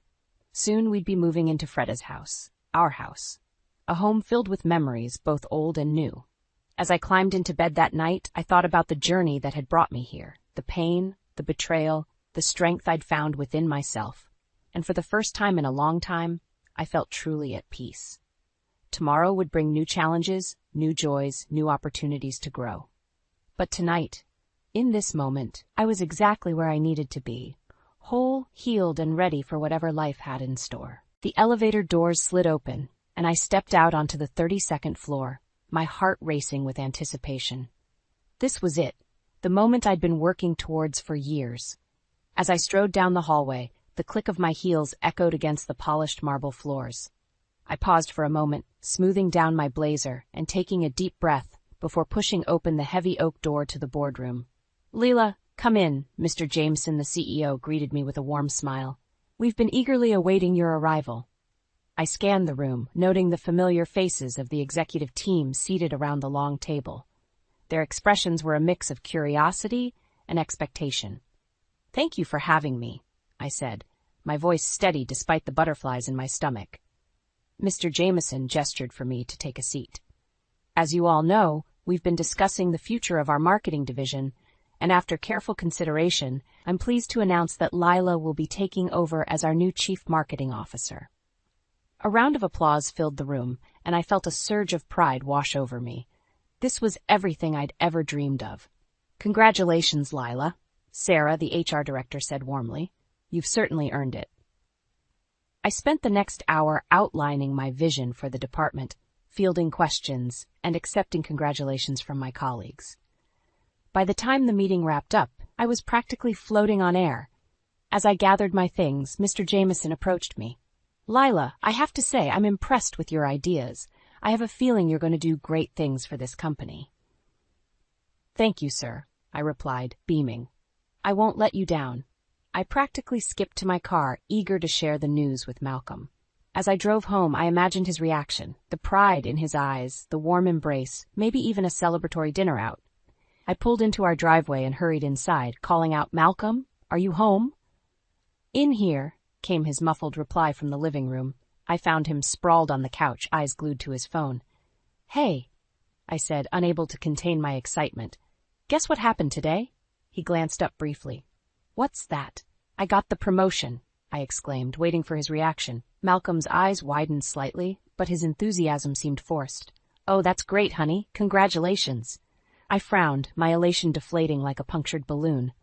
That's it. I just became the youngest CMO in the company's history, and all you can say is that's great? He sighed, setting down his phone. Look, I'm happy for you, really. It's been a long day, and I'm tired. Too tired to celebrate your wife's success? I asked, hurt creeping into my voice. Malcolm stood up, running a hand through his hair. Come on, Lila, don't make this a big deal. We can celebrate another time. I stared at him, feeling a sudden chill settle over me. This wasn't the reaction I'd expected at all. Fine, I said, my voice tight. I'm going to take a shower. As I climbed the stairs, I couldn't shake the feeling that something was off. Malcolm had always been supportive of my career, hadn't he? But now, thinking back, I realized his enthusiasm had been waning for months. In the bathroom, I caught sight of myself in the mirror. Flushed cheeks, bright eyes, the picture of success. So why did I suddenly feel so unsettled? I stepped into the shower, letting the hot water wash over me as I tried to make sense of Malcolm's reaction. Was he jealous? Threatened by my success? Or was there something else going on that I hadn't noticed? As I dried off and slipped into my robe, I heard Malcolm's phone ping with a message. His muffled laughter drifted up the stairs, and I felt a knot form in my stomach. Who was he talking to that could make him laugh like that when he'd been too tired to celebrate with me? I shook my head, trying to dispel the negative thoughts. This was supposed to be one of the happiest days of my life. I wouldn't let Malcolm's odd behavior ruin it.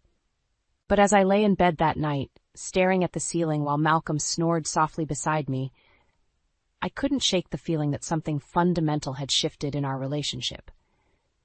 And I had no idea how to fix it. The alarm blared, jolting me awake. I reached over to silence it, my hand brushing against the cold, empty space where Malcolm should have been. Sighing, I dragged myself out of bed, the weight of my new responsibilities already pressing down on me. In the kitchen, I found a hastily scribbled note from Malcolm. Early meeting. Don't wait up. I crumpled it in my fist, tossing it into the overflowing trash can. When was the last time he'd taken it out? As I sipped my coffee, my phone buzzed with an urgent email from work. A major client was threatening to pull out of a deal. I'd have to go in early to salvage it. So much for breakfast, I muttered, dumping my half-full mug in the sink. Hours later, I emerged from a tense meeting, exhausted but victorious. The client had agreed to stay on board, but only after I'd promised them the moon and stars. As I walked back to my office, my assistant, Jake, intercepted me. Lila, your husband called. He said he'd be working late again tonight. I forced a smile. Thanks, Jake. Can you clear my schedule for tomorrow morning? I need to prepare for the board presentation. Back in my office, I stared at the framed photo on my desk. Malcolm and me on our honeymoon, both of us sun-kissed and grinning. It felt like a lifetime ago.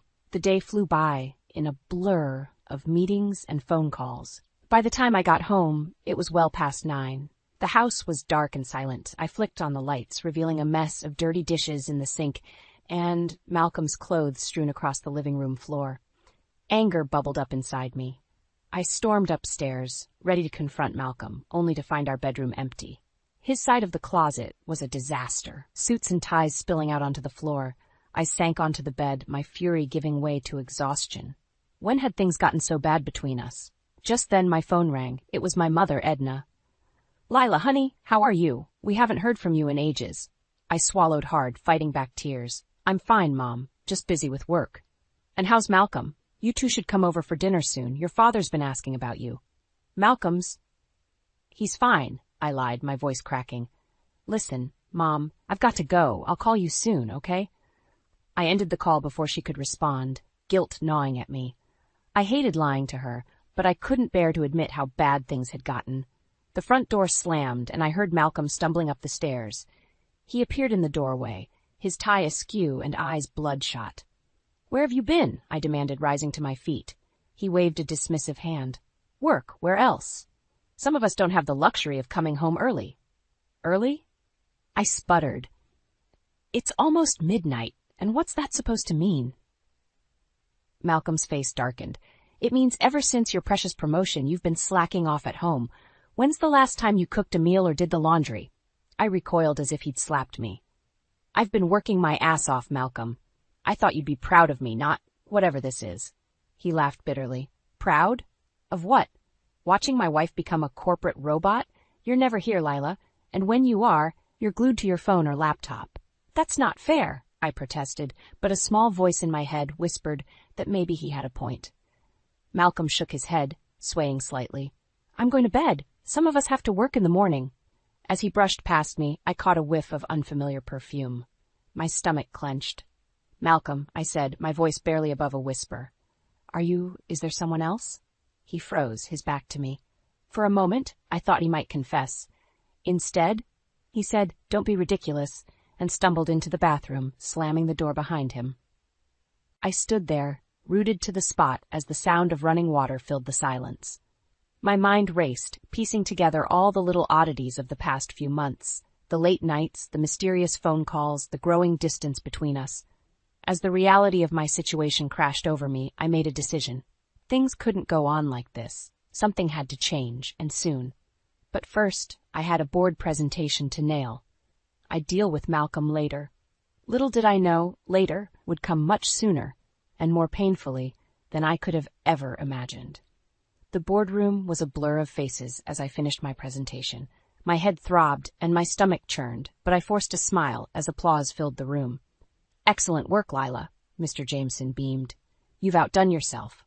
I nodded, grateful for the praise, but desperate to escape. As the meeting adjourned, I made a beeline for the door, only to be intercepted by Sarah from HR. Lila, are you all right? You look a bit pale. I'm fine, I lied, waving off her concern. Just need some air. I stumbled to the bathroom, barely making it to a stall before emptying the contents of my stomach. As I slumped against the cool tile wall, my phone buzzed. It was Malcolm. Where are you? His text read. We need to talk. I ignored it, pushing myself up on shaky legs. The face in the mirror looked like a stranger, pale, drawn, with dark circles under her eyes. How had I let things get this bad? Back at my desk, I tried to focus on work, but the words on my screen swam before my eyes. The pain in my stomach intensified, and I broke out in a cold sweat. Lila? Jake's voice seemed to come from far away. Lila, are you okay? I opened my mouth to respond, but no words came out. The room tilted sideways, and then everything went black. I woke to the steady beep of a heart monitor and the antiseptic smell of a hospital room. A nurse hovered nearby, adjusting my IV. What happened? I croaked. You collapsed at work, dear, she said gently. Stress-induced gastritis. You need to take better care of yourself. I closed my eyes, shame washing over me. How had I let my life spiral so out of control? Hours passed in a haze of tests and doctor's visits. As evening fell, I heard a commotion in the hallway. I'm her husband. You can't keep me out. Malcolm burst into the room, his face a mask of concern that didn't quite reach his eyes. Lila, baby, are you okay? Why didn't you call me? I turned away, unable to bear his false sympathy. I'm fine, Malcolm, you can go. He sat on the edge of the bed, taking my hand. Don't be like that. I was worried sick when your office called. I snatched my hand away. Were you, or were you too busy with your late meetings to notice I was gone? Malcolm's face hardened. Is that what this is about? You working yourself into the hospital to prove a point? Get out, I hissed, tears stinging my eyes. Just get out! He stood, shaking his head. You need help, Lila. This job is destroying you. As he left, I caught a glimpse of a young woman waiting in the hallway. She looked vaguely familiar, but I couldn't place her. My parents arrived shortly after, faces etched with worry.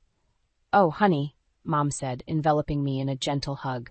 "Why didn't you tell us things were so bad?" Dad squeezed my hand. "We're here now, sweetheart, whatever you need."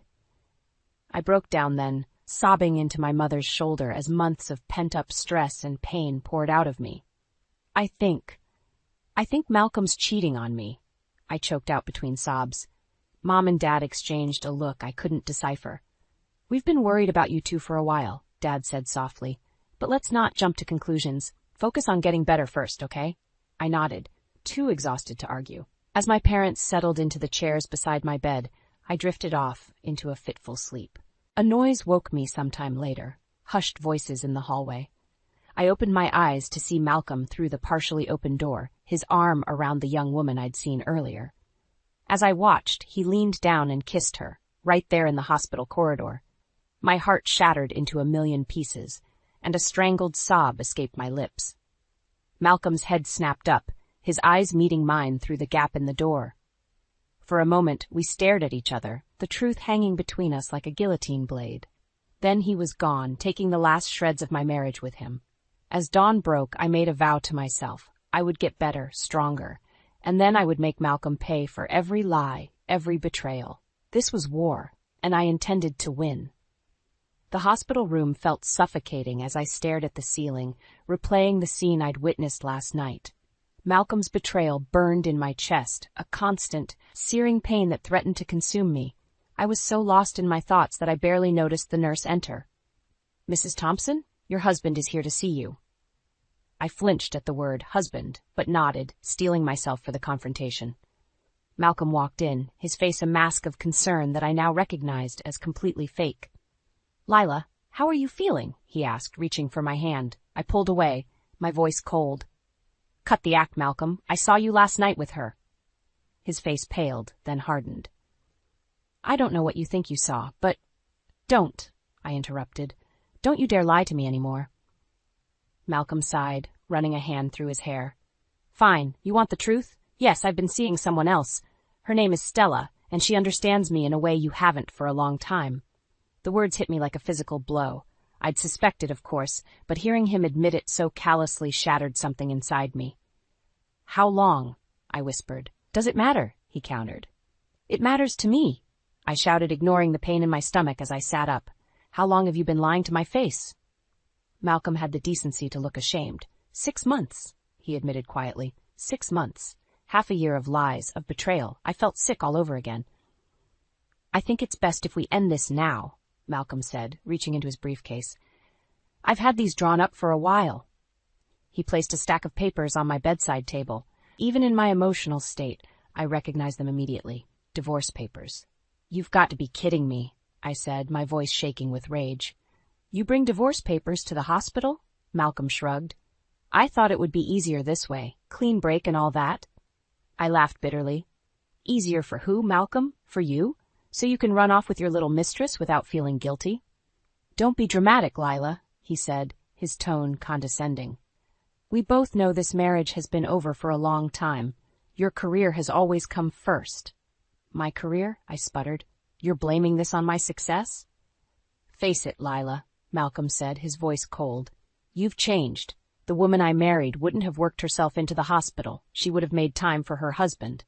I stared at him, truly seeing him for the first time. This man who I'd loved and supported for years was a stranger to me now. "Get out," I said quietly. "Lila, be reasonable." "Get out!" I screamed, grabbing the water pitcher from my bedside table and hurling it at him. It missed, shattering against the wall. Malcolm backed away, hands raised. "I'll have my lawyer contact you," he said, before turning and walking out of my life. I collapsed back onto the bed, sobs racking my body. How had everything fallen apart so quickly? A commotion in the hallway caught my attention. Wiping my eyes, I dragged myself out of bed and to the window. In the parking lot below, I saw Malcolm and the young woman Stella in a heated argument. As I watched, she slapped him hard across the face before storming off to her car. A spark of vindictive pleasure cut through my pain. At least I wasn't the only one suffering. As I turned away from the window, my eyes fell on the divorce papers Malcolm had left.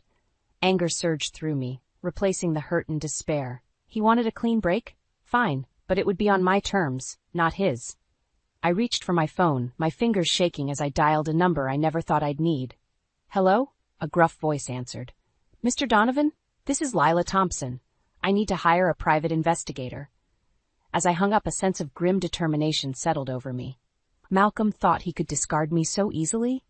He was about to learn just how wrong he was. This wasn't the end. It was just the beginning of my fight back. The familiar creak of my childhood home's front door felt like a bittersweet embrace as I stepped inside, suitcase in hand. Mom and Dad hovered nearby, their faces etched with concern.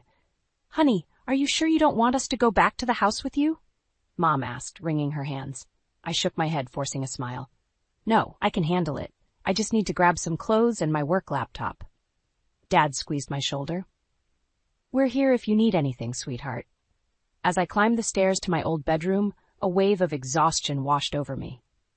The past week had been a blur of hospital discharge papers, hushed phone calls with Mr. Donovan, and avoiding Malcolm's incessant texts.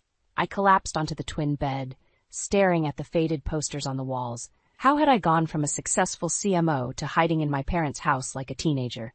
My phone buzzed, Malcolm's name flashing on the screen. I ignored it, opening my email instead. There was a message from Mr. Donovan. Mrs. Thompson, I have some preliminary information. Can we meet tomorrow? My heart raced as I typed a quick reply, confirming a meeting time. This was it, the first step towards reclaiming my life. The next morning, I sat across from Mr. Donovan in a dingy coffee shop, my hands wrapped around a lukewarm latte. Mrs. Thompson, he began, sliding a manila envelope across the table. I think you'll find this interesting. With trembling fingers, I opened the envelope. Inside were photos of Malcolm and Stella, entering hotels, sharing intimate dinners, even kissing in Malcolm's car outside our house. There's more, Mr. Donovan said, his voice grave.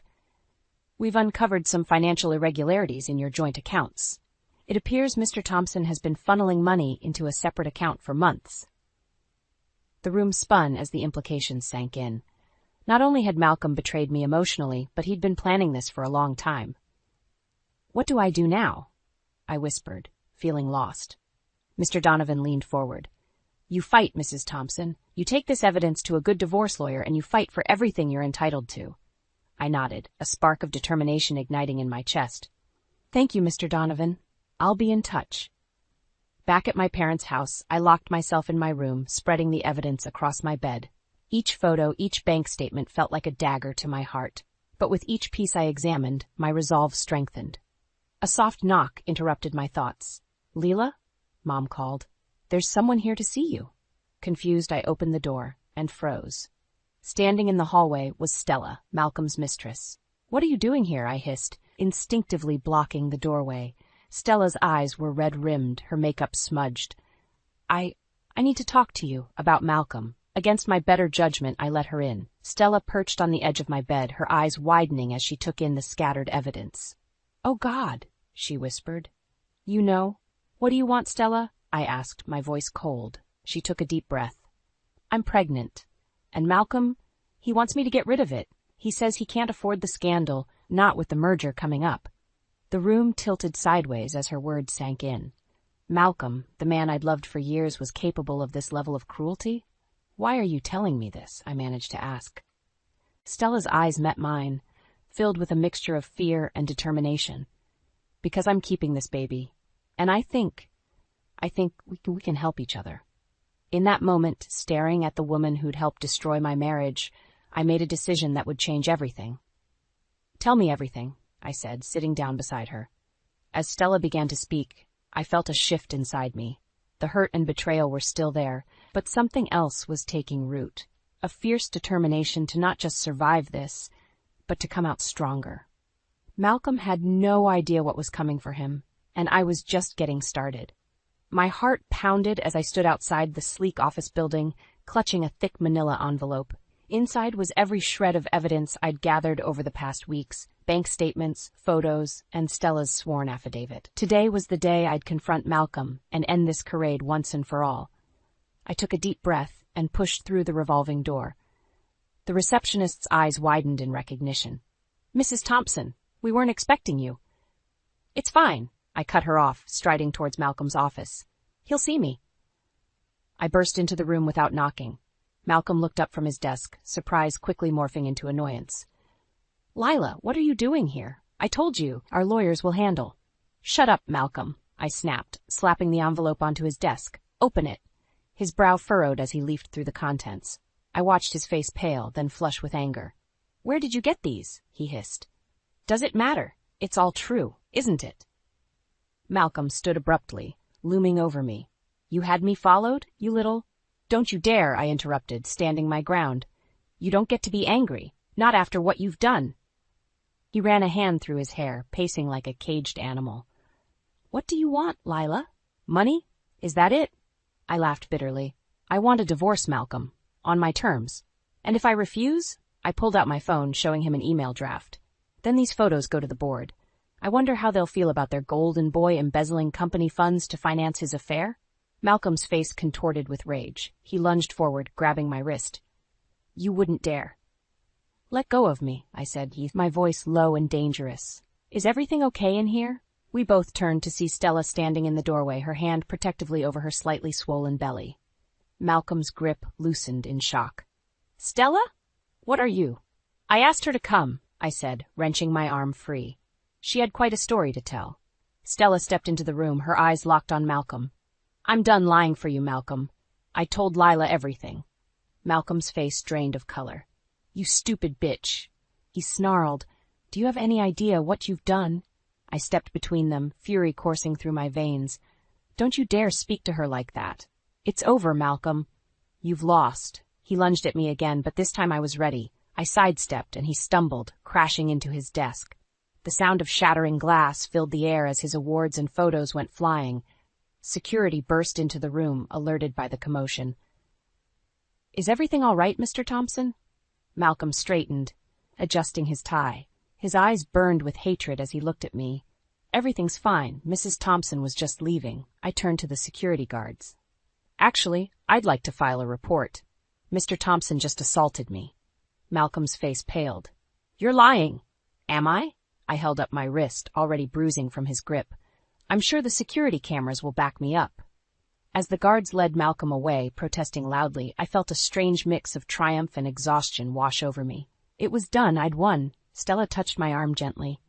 Are you okay? I nodded, suddenly feeling lightheaded. I think I need to sit down. As I sank into Malcolm's plush office chair, the reality of what had just happened hit me like a tidal wave. My marriage was over. My life as I knew it was over. What do I do now? I whispered, more to myself than to Stella. She squeezed my shoulder. You live, Lila. You've won your freedom. Now you get to decide what to do with it. As I sat there, surrounded by the wreckage of Malcolm's office and my former life, I realized Stella was right. This wasn't an ending. It was a beginning. And for the first time in months, I felt a glimmer of hope for the future. But as I looked at the chaos around me, I knew the hardest part was yet to come. The battle was won, but the war? That was just beginning. The courtroom felt suffocating as I sat across from Malcolm, his eyes burning with a mixture of anger and desperation. Our lawyers flanked us, whispering last-minute advice. I gripped the armrests of my chair, steeling myself for what was to come. All rise, the bailiff called out as the judge entered. As the proceedings began, I found myself drifting, remembering the events that led us here. The late nights, the lies, the betrayal. The moment I saw Malcolm with Stella in the hospital parking lot, the confrontation in his office, it all seemed like a lifetime ago. My lawyer's voice snapped me back to reality. Your Honor, we have irrefutable evidence of Mr. Thompson's infidelity and financial misconduct. Malcolm's lawyer jumped in, his voice dripping with condescension. Your Honor, my client admits to a momentary lapse in judgment, but Mrs. Thompson's claims of embezzlement are purely speculative. I felt my blood boil. Momentary lapse? Before I could stop myself, I stood up. That's a lie. The judge's gavel came down hard. Mrs. Thompson, control yourself or I'll hold you in contempt. I sank back into my seat, trembling with rage. My lawyer squeezed my arm reassuringly before continuing his argument. As the evidence was presented, bank statements, photos, Stella's affidavit, I watched Malcolm's face. His cool facade crumbled, replaced by a look of panic. During a recess, Malcolm cornered me in the hallway. "Lila, please," he begged, his voice low. "We can work this out. Think about our life together, everything we've built." I looked into the eyes of the man I once loved, searching for any trace of the person I married. All I saw was a stranger. "It's too late, Malcolm. You made your choice." "Don't do this," he hissed, grabbing my arm. "I'll ruin you. I'll make sure you never work in this town again." Before I could respond, a voice cut through the tension. "Is there a problem here?" We turned to see Stella, her pregnancy now clearly visible. Malcolm's face contorted with rage. "You," he snarled. "This is all your fault, you little—" "That's enough," I interrupted, wrenching my arm free. "It's over, Malcolm. Accept it." As we filed back into the courtroom, I felt a strange sense of calm wash over me. Whatever happened next, I knew I'd made the right decision. The judge cleared his throat. "Having reviewed the evidence, I'm prepared to make my ruling." Time seemed to slow as he spoke, detailing the division of assets, alimony, and the consequences of Malcolm's financial misconduct. With each word, I felt the weight of my old life falling away. "Furthermore," the judge continued, "given the evidence of Mr. Thompson's embezzlement, I'm recommending a full investigation by the district attorney's office." Malcolm leapt to his feet. "You can't do this." "I'll appeal. Mr. Thompson, sit down or I'll have you removed," the judge warned.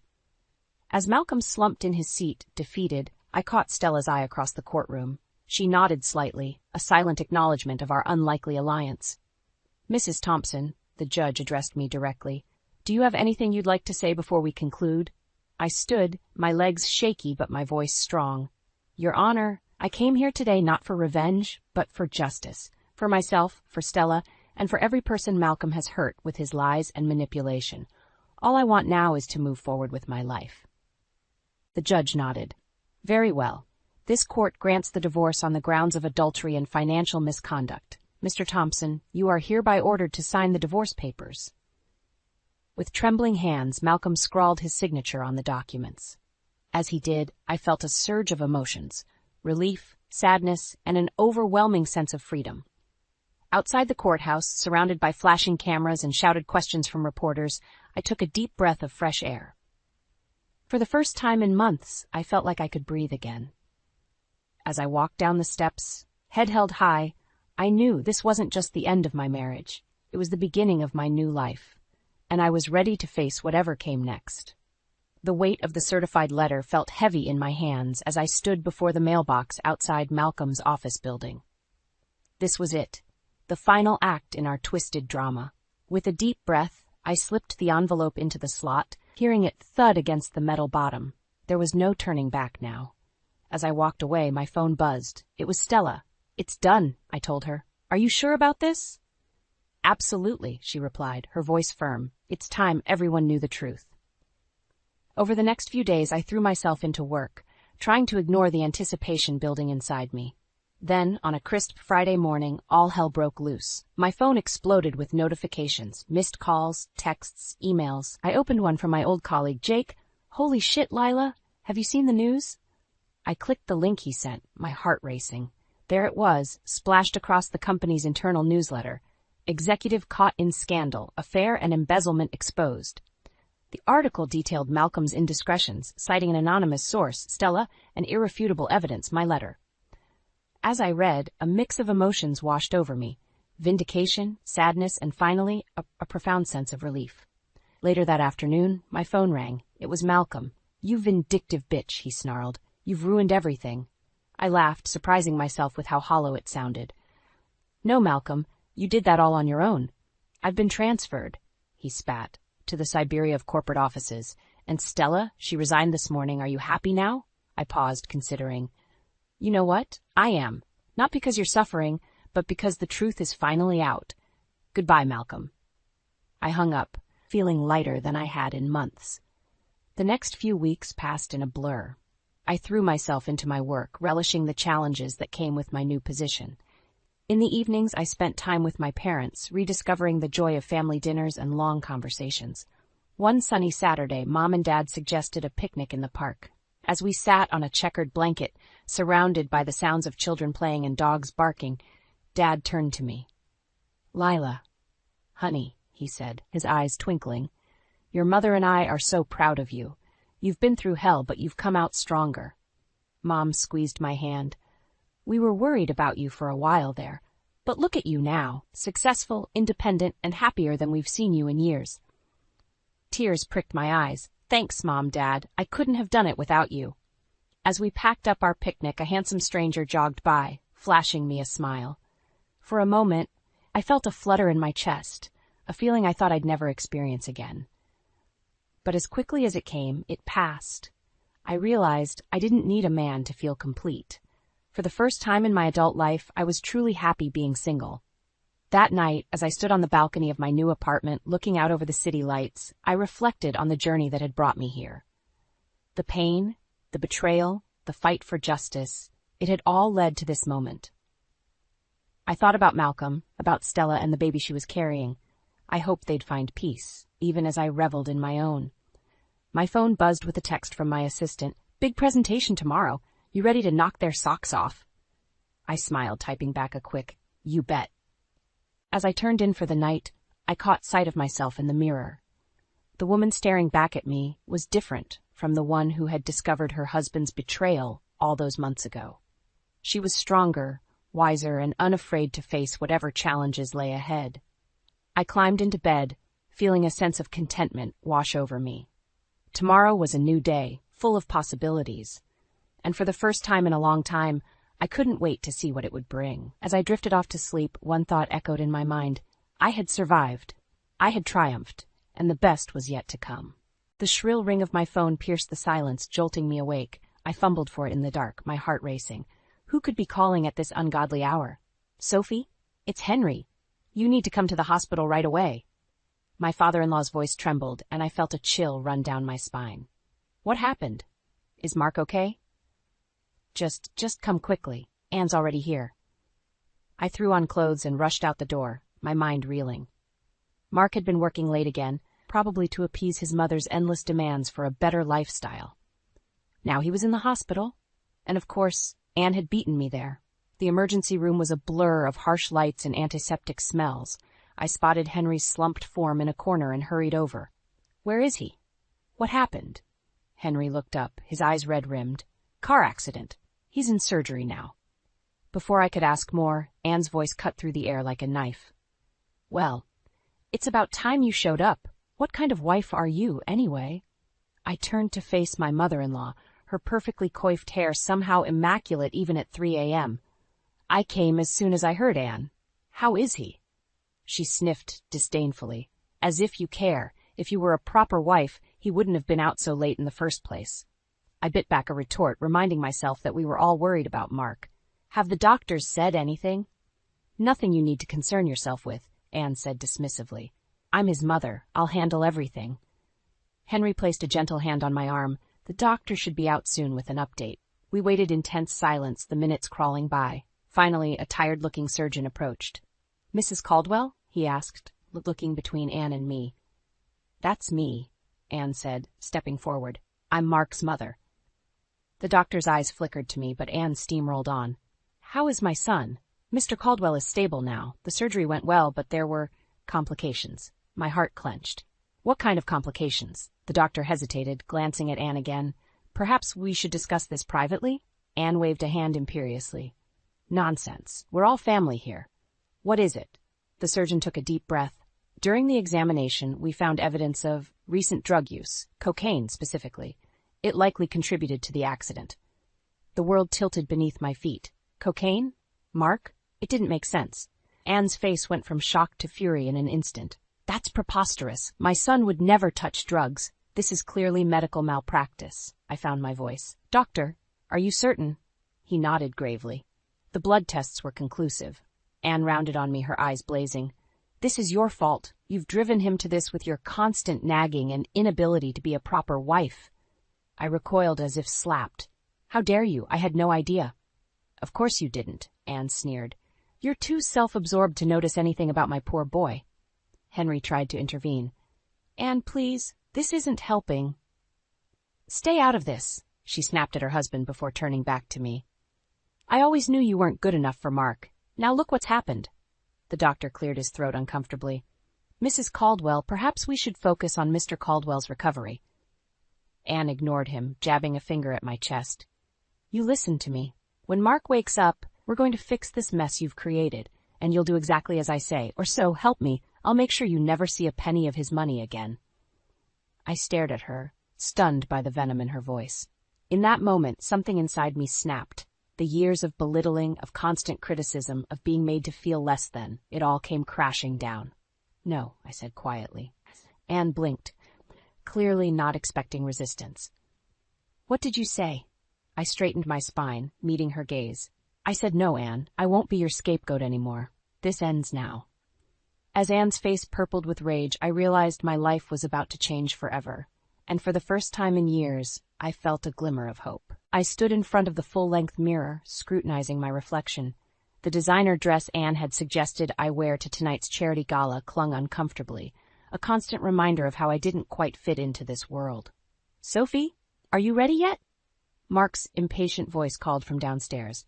I sighed, slipping on the painfully high heels that completed the ensemble. "Coming." As I descended the stairs, Mark's eyes widened appreciatively. "Wow, you look different." "Different good or different bad?" I asked, suddenly self-conscious. Before he could answer, the front door burst open. Anne swept in, resplendent in a shimmering gown that probably cost more than our monthly mortgage. "Oh, good, you're both ready," she said, her critical gaze sweeping over me. "Well, Sophie, I suppose that will have to do. At least you're making an effort for once." I bit my tongue, reminding myself that starting an argument now would only make us late. Mark, as usual, said nothing to defend me. The gala was a whirlwind of air kisses, forced smiles, and pretentious small talk. I clung to my champagne flute like a lifeline, trying to keep up with Anne's rapid-fire introductions. "And this is my son Mark," she gushed to yet another important-looking couple. "He's just made partner at his firm. We're so proud." The man nodded approvingly. "Impressive. And this must be—" "Sophie," I supplied when Anne didn't immediately introduce me. "Mark's wife." "Oh, yes," Anne said with a dismissive wave. "Sophie's between jobs at the moment." I felt my cheeks burn. "Actually, I've been exploring some new career options." "Darling," Anne cut me off, her smile never wavering, "why don't you fetch us some more champagne?" As I walked away, I heard her stage whisper, "She's still finding her way. Bless her heart." I retreated to a quiet corner, fighting back tears of frustration. This was my life now, constantly belittled, never good enough. "You look like you could use this more than me," a kind voice said. I turned to see Henry holding out a fresh glass of champagne. "Thanks," I said gratefully. "How do you do it, Henry? How do you put up with all of this?" He sighed, his eyes sad. "It wasn't always like this, you know. Anne, she's changed over the years, become harder. I sometimes wonder if I even know her anymore." Before I could respond, Mark appeared at my elbow. "There you are. Mother's been looking for you. She wants to introduce us to the Andersons." I plastered on a smile. Of course, wouldn't want to disappoint her. The rest of the evening passed in a blur of fake laughter and thinly veiled insults. By the time we got home, I was exhausted, physically and emotionally. "Well, that wasn't so bad, was it?" Mark said as we got ready for bed. Mother seemed pleased. I couldn't hold back anymore. "Of course she was pleased, Mark. She got to parade you around like a show pony while treating me like I was invisible." He frowned. "Come on, Sophie. You're exaggerating. Mother's just particular." "Particular?" I laughed bitterly. "Is that what we're calling it now? Look, I know she can be difficult sometimes, but—" "Difficult, Mark, she's destroying me. Can't you see that?" His expression hardened. "You knew what my family was like when you married me. If you can't handle it—" "Handle it?" I interrupted, my voice rising. "I've been handling it for years, but I can't do it anymore. Not alone." Mark's phone buzzed, and he glanced at it distractedly. "We'll talk about this later, okay? I have to take this call." As he left the room, already deep in conversation, I felt something inside me crumble. I was losing myself, piece by piece, trying to fit into a world that would never accept me. Lying in bed that night, listening to Mark's steady breathing beside me, I made a decision. Something had to change. And if no one else was going to do it, it would have to be me. I stood in our kitchen, surrounded by the chaos of last-minute party preparations. The aroma of roasting chicken filled the air, mingling with the scent of fresh-cut flowers.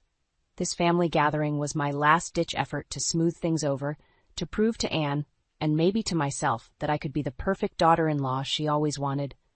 The doorbell rang and I smoothed down my dress, taking a deep breath. "Showtime," I muttered. Mark answered the door, greeting his parents with forced cheerfulness. Anne swept in, her critical gaze immediately taking in every detail of our home. "Sophie, dear," she said, air-kissing my cheek, "I do hope you haven't gone to too much trouble. You know how I worry about you overtaxing yourself." I plastered on a smile. "No trouble at all, Anne. I'm happy to host." Henry gave me a warm hug.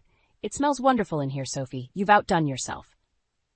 As we settled in the living room, Anne wasted no time in taking control of the conversation. "Mark, darling, tell me about that big case you're working on. The Hendersons, wasn't it?" Mark launched into a detailed explanation of his latest legal triumph, while Anne hung on every word. I sat quietly, feeling increasingly invisible. "Sophie," Henry said softly, noticing my discomfort, "why don't you tell us about your new interests? Mark mentioned you've been exploring some options." I perked up, grateful for the opening. "Actually, I've been looking into financial planning courses. I think it could be a really rewarding career path." Anne's laugh cut through the air like glass. "Oh, Sophie, always with these little flights of fancy. Wouldn't you be better off focusing on being a good wife? After all, Mark works so hard to provide for you." I felt my cheeks burn. "It's not a flight of fancy, Anne. I'm serious about this." "Of course you are, dear," she said patronizingly. "Just like you were serious about that pottery class last year? Or was it painting?" Mark chuckled uncomfortably. "Mother has a point, Sophie. You do tend to jump from one thing to another." I stood abruptly. I should check on dinner. In the kitchen, I gripped the counter, trying to steady my breathing. This was not going as planned. The evening continued to unravel. During dinner, Anne critiqued everything from my choice of wine to the doneness of the chicken. I bit my tongue, determined to keep the peace. As I cleared the plates, I overheard Anne speaking to Mark in a low voice. "Darling, I'm worried about Sophie. She seems unstable. Perhaps you should reconsider your position on children. A baby might give her some purpose." The plate I was holding slipped from my grasp, shattering on the floor. Silence fell as all eyes turned to me. "Sophie?" Mark said, concern lacing his voice. "Are you all right?" I looked up, meeting Anne's smug gaze. Something inside me snapped. "No," I said quietly. "No, I'm not all right. I'm tired of being belittled, criticized, and treated like I'm not good enough. I'm tired of my husband not standing up for me, and I'm especially tired of you, Anne, thinking you can run my life." Anne's eyes widened in shock. "Well, I never—" "No, you never do you?" I interrupted. "You never consider anyone's feelings but your own. You've made my life miserable for years, and I'm done." Mark stood, his face a mask of confusion and anger. "Sophie, that's enough. You're embarrassing yourself." I laughed bitterly. "Of course, God forbid I embarrass you in front of Mommy Dearest. Heaven knows you'd never want to disappoint her, not even when it means destroying your marriage." The room fell silent. Henry looked at me with a mixture of sympathy and admiration. Anne's face had gone pale with fury. And Mark just looked lost. I took a deep breath, suddenly feeling lighter than I had in years. "I think it's time for everyone to leave. This party is over." As I walked out of the room, leaving behind the shattered remains of both the plate and my marriage, I realized that this was just the beginning. The real battle was yet to come. The brush glided across the canvas, leaving behind swirls of vibrant blue and deep purple.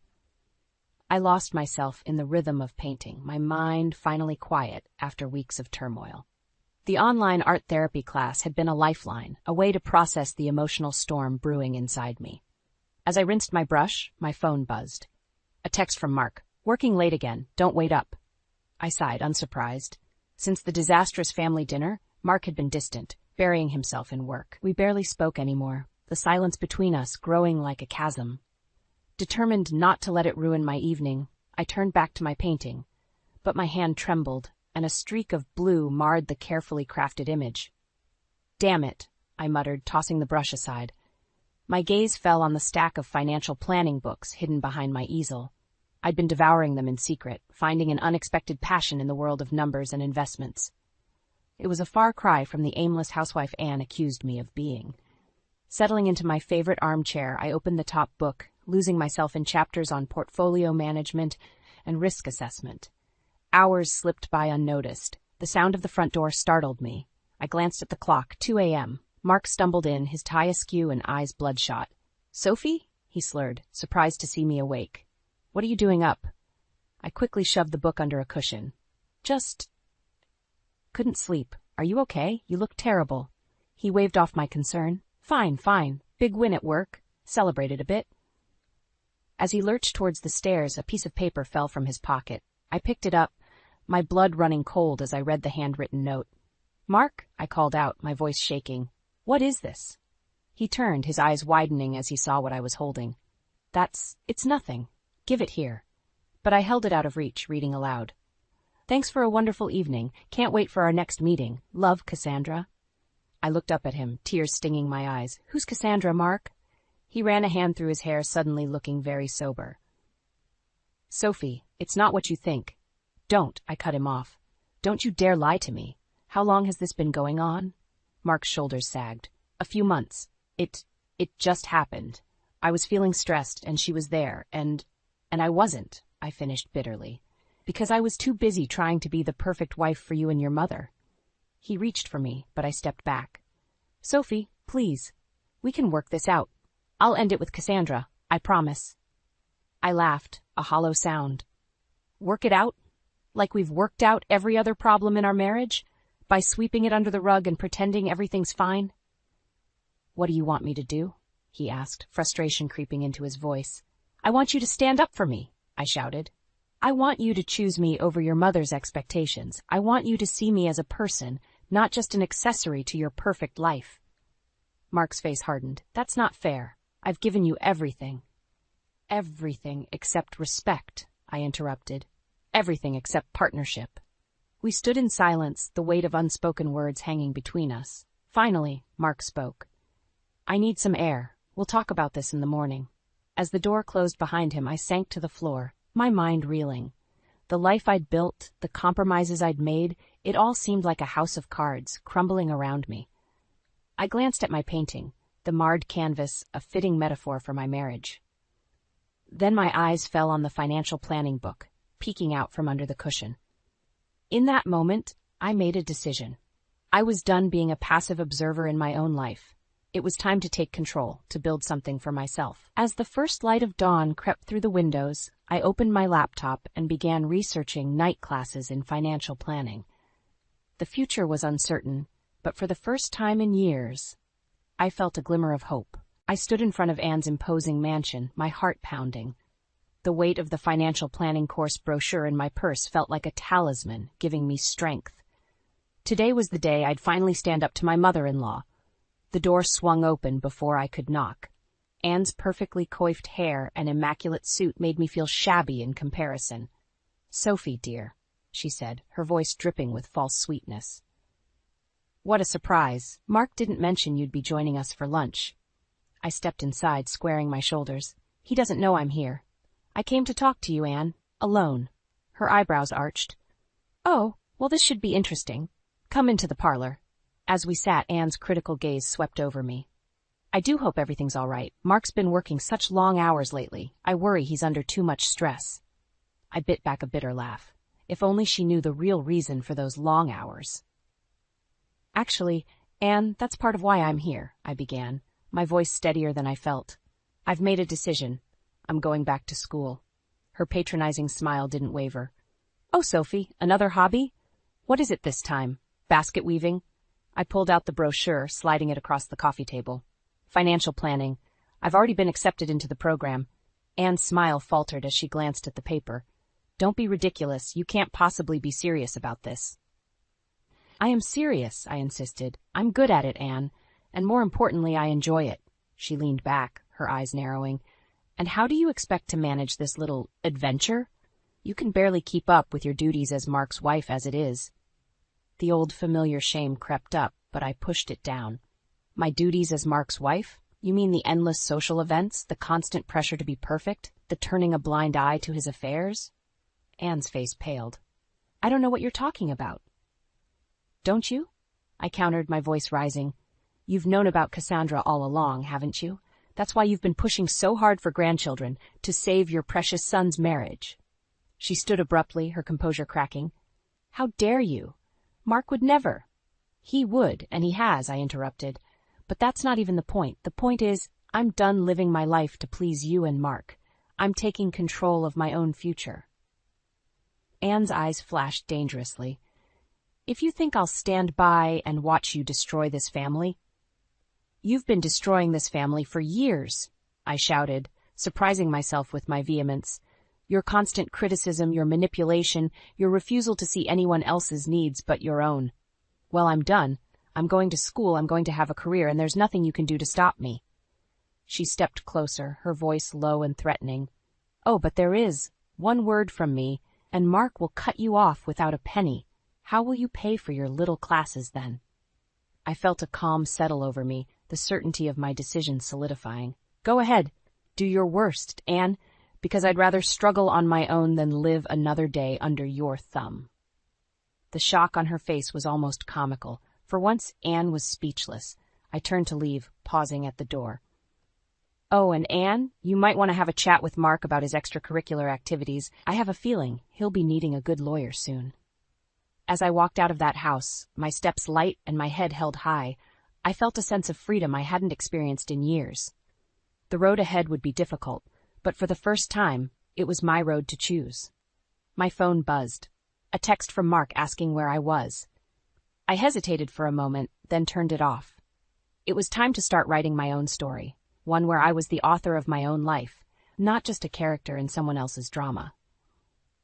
The future was uncertain, but as I drove away from Anne's mansion, I felt a surge of excitement. Whatever came next, I was ready to face it on my own terms. I stood in our bedroom, surrounded by half-packed suitcases and a lifetime of memories. My hands trembled as I folded another shirt, the finality of my decision weighing heavily on me. After years of trying to fit into a world that never truly accepted me, I was leaving. The front door slammed, and Mark's voice echoed through the house. Sophie, are you home? I took a deep breath, steeling myself for the confrontation I knew was coming. Up here, I called out. His footsteps thundered up the stairs, and he burst into the room, his face a mix of anger and confusion. What the hell is going on? Mother just called me, ranting about you threatening to destroy our family. And now... What is all this? I met his gaze steadily. I'm leaving, Mark. I can't do this anymore. He stared at the suitcases, realization dawning. You can't be serious. Sophie, whatever's wrong, we can fix it. Just stop packing and let's talk about this. Talk? I laughed bitterly. When have we ever really talked, Mark? When have you ever listened to me instead of your mother? His jaw clenched. That's not fair. I've always supported you. Supported me? I interrupted. Is that what you call it? Letting your mother belittle me at every turn?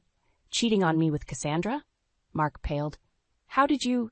Sophie, that was a mistake. It didn't mean anything. It meant everything, I shouted, years of pent-up frustration pouring out.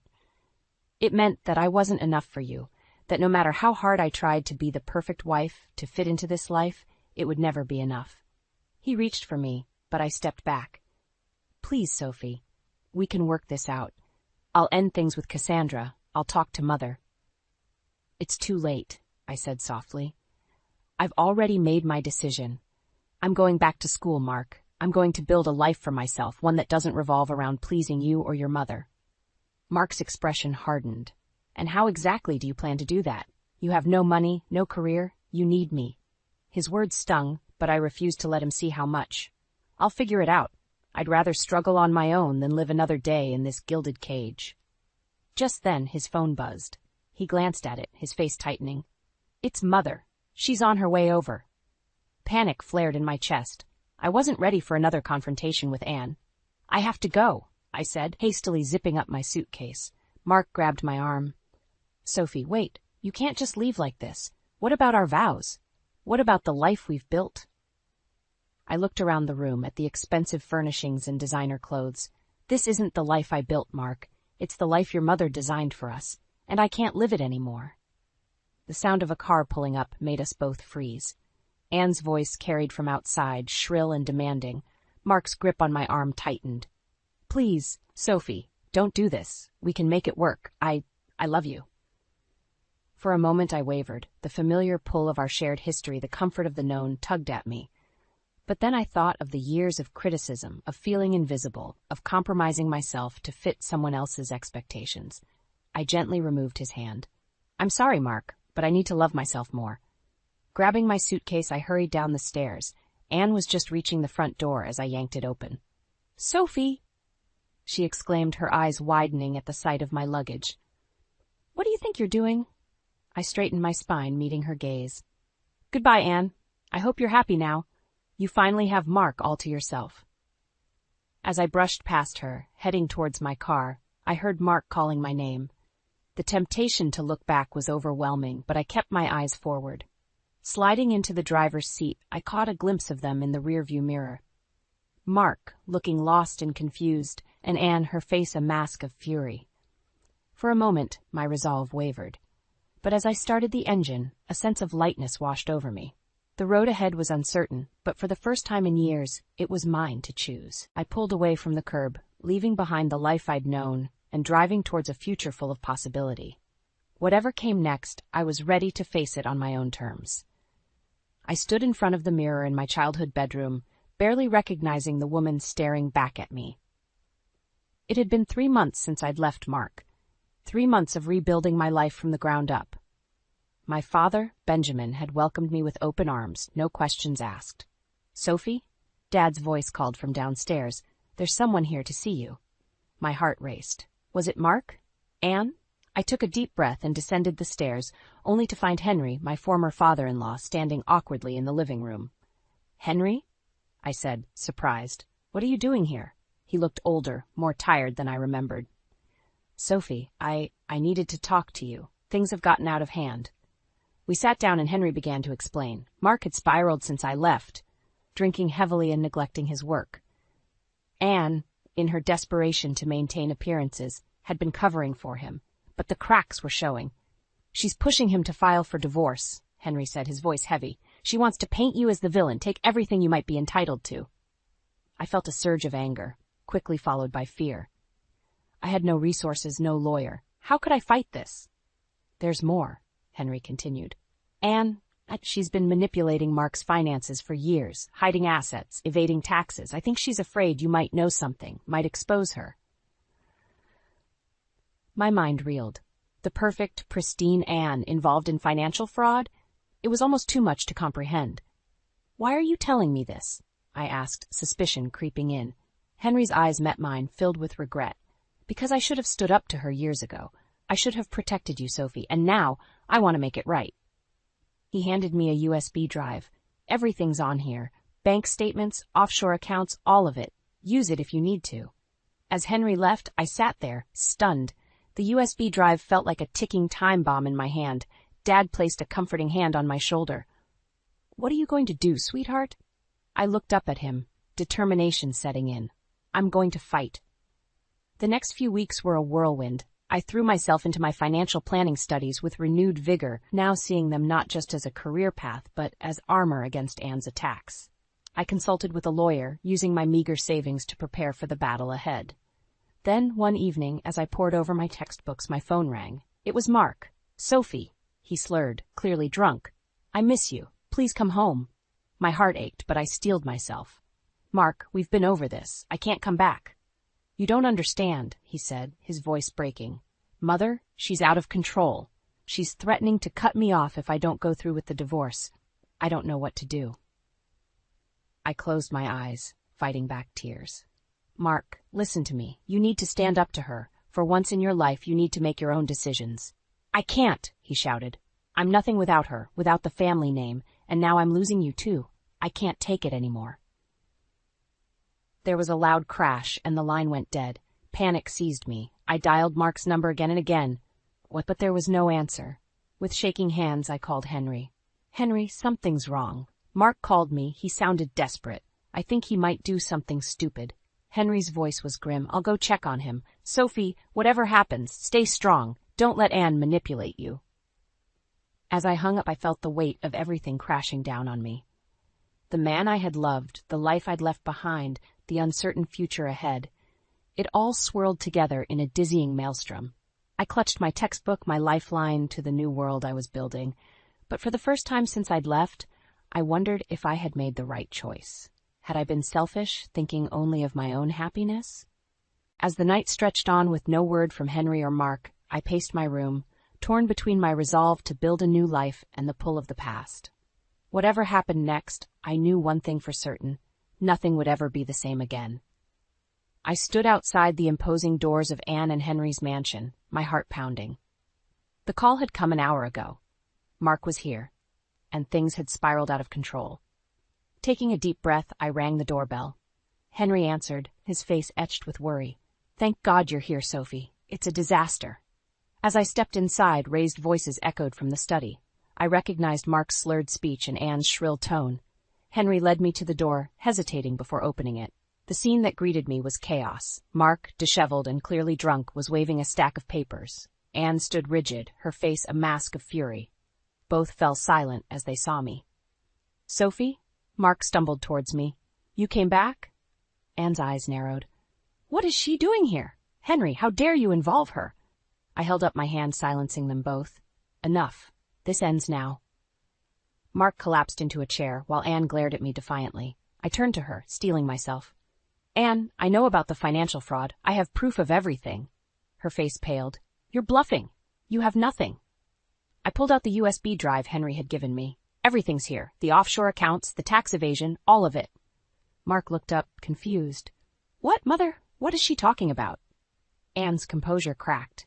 "It was all for you, Mark, to secure your future, our family's legacy." I felt a surge of pity for Mark as realization dawned on his face. "You've been lying to me?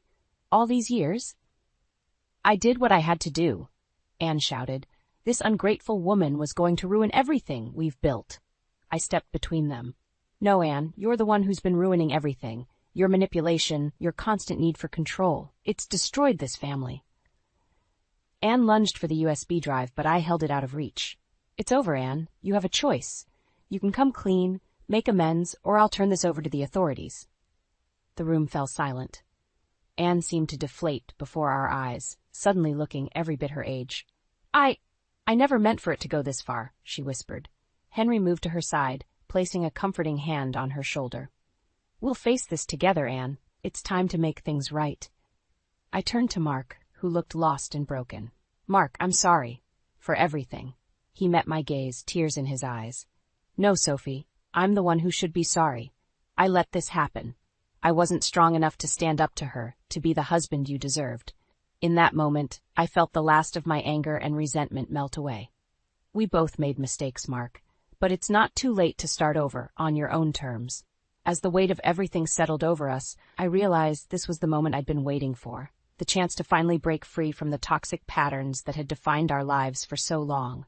I looked at each of them in turn. Anne, finally humbled, Henry standing tall for the first time, and Mark, a glimmer of hope in his eyes. "This is your chance," I said softly, "all of you, to rebuild, to become the family you always could have been. But you have to do it yourselves. I can't be part of it anymore." Anne stepped forward, her voice barely a whisper. "Sophie, I'm sorry for everything." I nodded, accepting her apology, but knowing it couldn't undo years of pain. "I hope you find peace, Anne, all of you." As I turned to leave, Mark called out, "Sophie, wait. What about us?" I looked back at him, feeling a bittersweet mix of love and resolve.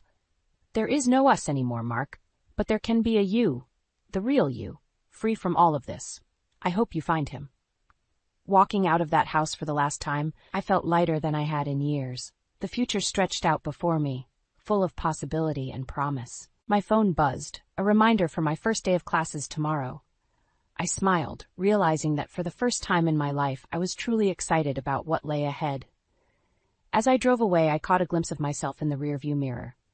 The woman looking back at me was stronger, wiser, and finally genuinely happy. The road ahead was mine to choose, and I couldn't wait to see where it would lead. My name is Rachel Whitaker, and I've spent the last decade trying to forget the family I left behind. But as I stood in the opulent ballroom of the Grand Plaza Hotel, watching my younger sister Daphne twirl in her wedding gown, I realized some wounds never truly heal. "You're nothing without us, Rachel. You owe us everything." My mother Miriam's voice sliced through the crowd's chatter, sharp as a scalpel. I gripped my champagne flute tighter, willing myself to stay calm. "I don't owe you anything, Mother," I replied, keeping my voice low. I built my life on my own terms. Miriam's eyes narrowed, her perfectly painted lips curling into a sneer. Is that what you tell yourself to sleep at night? That you're some self-made success story? Before I could respond, Daphne appeared at our mother's side, her veil trailing behind her like a gossamer cloud. "Oh, Rachel," she cooed, false sweetness dripping from every syllable. "I'm so glad you could make it. I was worried you'd be too busy with your— what is it you do again? Consulting." I bit back a retort. "I run my own tech firm, Daphne, as you well know." Daphne waved her hand dismissively. Right. Well, isn't it nice that you could take time away from your little business to celebrate your only sister's special day?" I forced a smile. Wouldn't miss it for the world. "Speaking of missing things," Miriam interjected, her gaze sweeping the room. "Where's that husband of yours? Eli, wasn't it? The one from the esteemed Whitaker family?" "He's parking the car," I said, silently willing Eli to hurry up and join me in this lion's den. Daphne's fiancé, Clive, approached our little group, his arms snaking around my sister's waist. "Rachel, so good to finally meet you in person. I've heard so much about you." I doubted that, but I shook his offered hand anyway. "Likewise, Clive. Congratulations on your big day." Clive's grip lingered a moment too long. "You know, Rachel, I've been following your company's progress. Impressive stuff. We should talk business sometime." Daphne's smile faltered for a moment before she quickly recovered. "Oh, darling, let's not bore Rachel with shop talk. It's our wedding day." I caught the flash of irritation in Clive's eyes before he masked it with a jovial laugh. "Of course, my love. Just making conversation." "Rachel." Eli's voice cut through the tension like a lifeline. I turned to see my husband striding towards us, looking dashing in his tailored suit. "There you are," I said, relief washing over me as he planted a kiss on my cheek. Miriam's eyes darted between us, her disapproval palpable. "Well, isn't this cozy?" The prodigal daughter returns with her Prince Charming. Eli, ever the diplomat, smiled warmly. "It's good to see you, Miriam. Daphne, you look stunning. Clive, congratulations." As pleasantries were exchanged, I caught Daphne eyeing Eli with poorly concealed envy. It was a look I'd seen countless times growing up, whenever I achieved something she couldn't. "You know, Rachel," Daphne said, her voice sickly sweet, "it's such a shame you've been so absent from our lives. We could have been so close if you hadn't run off to play career woman." I felt Eli's hand on the small of my back, steadying me. "I think Rachel's done quite well for herself," he said, his tone light but firm. Miriam scoffed. "Yes, well, some of us prioritize family over personal gain." The words hung in the air, heavy with years of resentment and unspoken accusations. I took a deep breath, ready to defend myself, when the wedding planner appeared, ushering Daphne away for photos. As they walked away, I heard my mother mutter, "You think you can just walk away from your family? We made you who you are." I watched them go, a mix of emotions swirling inside me. Eli squeezed my hand. "You okay?" he whispered. I nodded, forcing a smile. "I'm fine. It's just one day, right?" But as I looked around the room, at the faces of relatives I barely recognized and the life I'd left behind, I couldn't shake the feeling that this was only the beginning. The past, it seemed, wasn't done with me yet. As the wedding reception dragged on, I found myself seeking refuge on the hotel's balcony. The cool night air a welcome respite from the suffocating atmosphere inside. Eli joined me, his hand resting comfortingly on my shoulder. "You think you can just walk away from your family? We made you who you are." Miriam's voice echoed in my head, her earlier words still stinging. "Want to talk about it?" Eli asked gently. I sighed, leaning against the railing. "It's just being here, seeing them again. It's bringing back everything I've tried so hard to forget." Memories flooded back, unbidden. The constant comparisons to Daphne, the cutting remarks about my appearance, my choices, my very existence.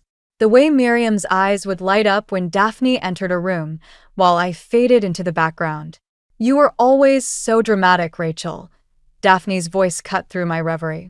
She stood in the doorway, champagne flute in hand. Still playing the victim after all these years? I straightened, steeling myself. I'm not playing anything, Daphne. I'm living my life on my terms. She laughed, the sound brittle and forced. Oh, please. You ran away because you couldn't handle not being the center of attention for once. Is that what you tell yourself?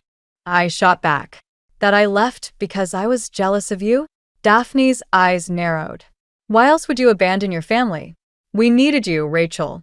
But you were too selfish to see beyond your own nose. Eli stepped forward, his voice calm but firm. I think that's enough, Daphne.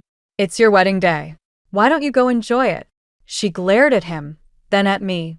You always did have a knack for getting others to fight your battles, didn't you, Rachel?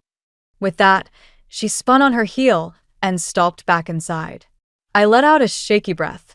I'm sorry you had to see that. Eli pulled me close. You have nothing to apologize for. Your sister, on the other hand, she's always been like this, I murmured. Competitive, jealous. And Miriam encouraged it, pitting us against each other. You've come so far, Rachel, Eli said softly. Look at what you've built. Your company, our family. You did that, not them. I nodded, trying to draw strength from his words. But the doubt still lingered, a poisonous whisper in the back of my mind. Had I really succeeded in spite of my family, or was I still that scared little girl, desperate for approval? As if on cue, Clive appeared, his smile just a touch too wide. There you are. I've been looking everywhere for you, Rachel. I was hoping we could chat about that business proposition. I exchanged a glance with Eli. Clive, I appreciate the interest, but this really isn't the time or place. He waved a hand dismissively. Nonsense. There's no better time to discuss the future than at a wedding, right? I've got some ideas that could really benefit both of us. The eagerness in his voice set off alarm bells. I remembered the way he'd looked at me earlier, the barely concealed calculation in his eyes. I'm sorry, Clive, but my answer is no, I said firmly. I'm not interested in any business ventures right now. His smile faltered for a moment before he recovered. Well, think about it, won't you?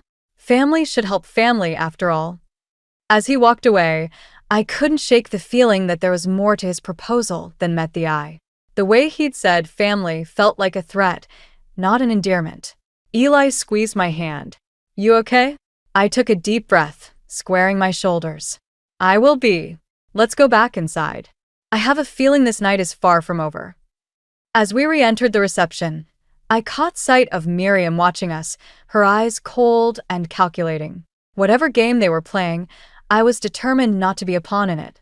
I'd fought too hard for my independence to let them drag me back now. The battle lines were drawn. It was time to show my family exactly who Rachel Whitaker had become. The wedding reception was in full swing, but I couldn't shake the unease that had settled over me. Clive's earlier proposal lingered in my mind, a puzzle piece that didn't quite fit.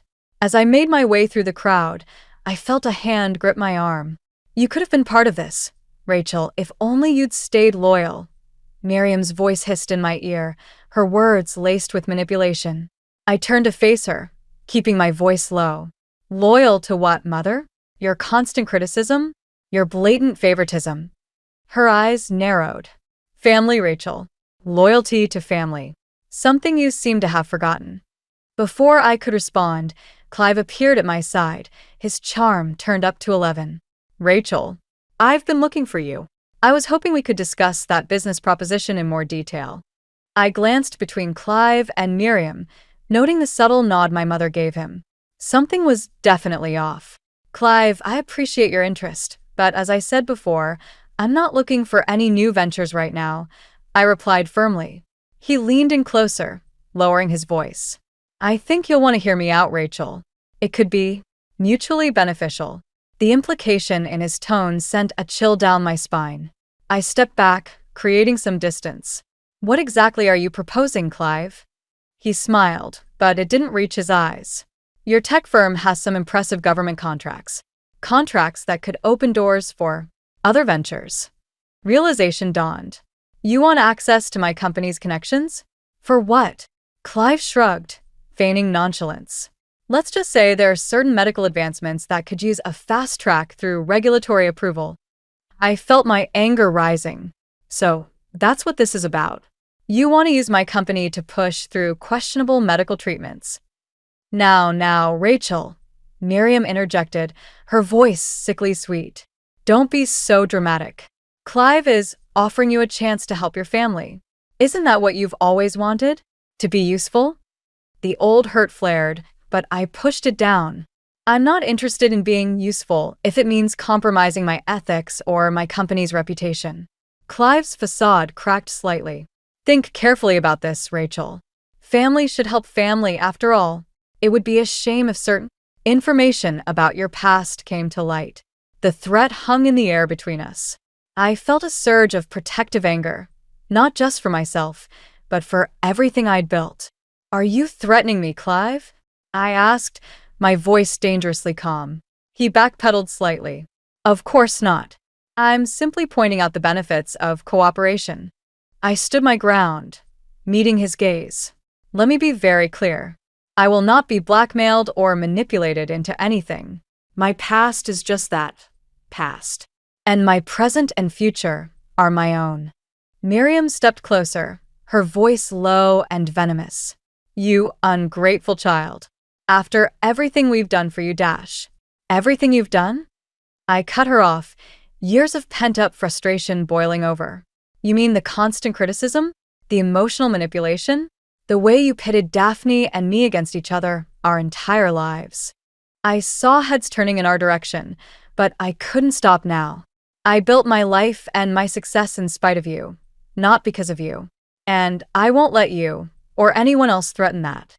Clive's smile had vanished entirely now. You're making a mistake, Rachel. You have no idea what you're turning down. No, Clive, I replied, my voice steady. You have no idea who you're dealing with. I'm not the scared little girl you can push around anymore. Try to come after me or my company, and you'll regret it. With that, I turned on my heel and walked away, leaving them stunned in my wake. As I made my way back to Eli, I felt a weight lift from my shoulders. For the first time in years, I felt truly free from my family's shadow. Eli met me halfway, concern etched on his face. Everything okay? I took a deep breath, then smiled. You know what? I think it finally is. As we left the reception, I knew this was far from over. But for the first time, I felt ready to face whatever came next, on my own terms. The wedding reception was winding down, but the tension in the air remained palpable. I found myself in a quiet corner of the venue, trying to gather my thoughts when Daphne approached, her wedding gown rustling softly. You were always the smart one, Rachel. Why didn't you help us when we needed you? Daphne's voice was a mix of accusation and desperation, catching me off guard. I turned to face her, confusion etched on my face. What are you talking about, Daphne? What help? She let out a bitter laugh. Oh, don't play dumb. It doesn't suit you. You must have known about our financial troubles. Mom's been trying to reach out to you for months. The pieces started to fall into place. Clive's insistent business proposal, Miriam's manipulative words. I had no idea, I said honestly. No one told me anything. Daphne's facade cracked, revealing a vulnerability I hadn't seen in years. We're drowning, Rachel. Mom's medical bills, Dad's failed investments. This wedding? It's all smoke and mirrors. I felt a twinge of guilt, quickly followed by anger. And what? You thought you'd guilt me into bailing you out at my own sister's wedding. We didn't know what else to do. Daphne exclaimed, her voice rising. You're the one with the successful company, the perfect life. We hoped, that I'd swoop in and save the day. I finished for her. After years of being treated like I was nothing. Daphne's eyes flashed with a mixture of shame and resentment. You abandoned us, Rachel. You left and never looked back. I took a deep breath, trying to calm the storm of emotions inside me. I left because I had to, Daphne. To survive. To build something for myself. And now you won't even help your own family, she spat. You can't guilt me into this, I said firmly. Whatever financial mess you're in, it's not my responsibility to fix it. Daphne's desperation turned to anger. So that's it? You're just going to turn your back on us again. Before I could respond, Clive appeared, his arms snaking around Daphne's waist. Everything all right here, ladies? He asked, his tone falsely cheerful. I saw the way Daphne leaned into him, the relief in her eyes at his presence. It hit me then, Daphne wasn't just financially dependent on this marriage. She was emotionally invested in a way I hadn't realized. Clive, I said carefully, I think we need to have an honest conversation about your business proposal. His eyes narrowed slightly. I thought you weren't interested. I'm interested in the truth, I replied. About why you're really so keen on partnering with my company. Clive's charm faltered for a moment. I told you, it's a mutually beneficial arrangement. Is it? I challenged. Or is it a desperate attempt to save yourself from financial ruin? Daphne gasped, looking between Clive and me. What is she talking about? I saw the panic in Clive's eyes, the way he tightened his grip on Daphne. It's nothing, darling.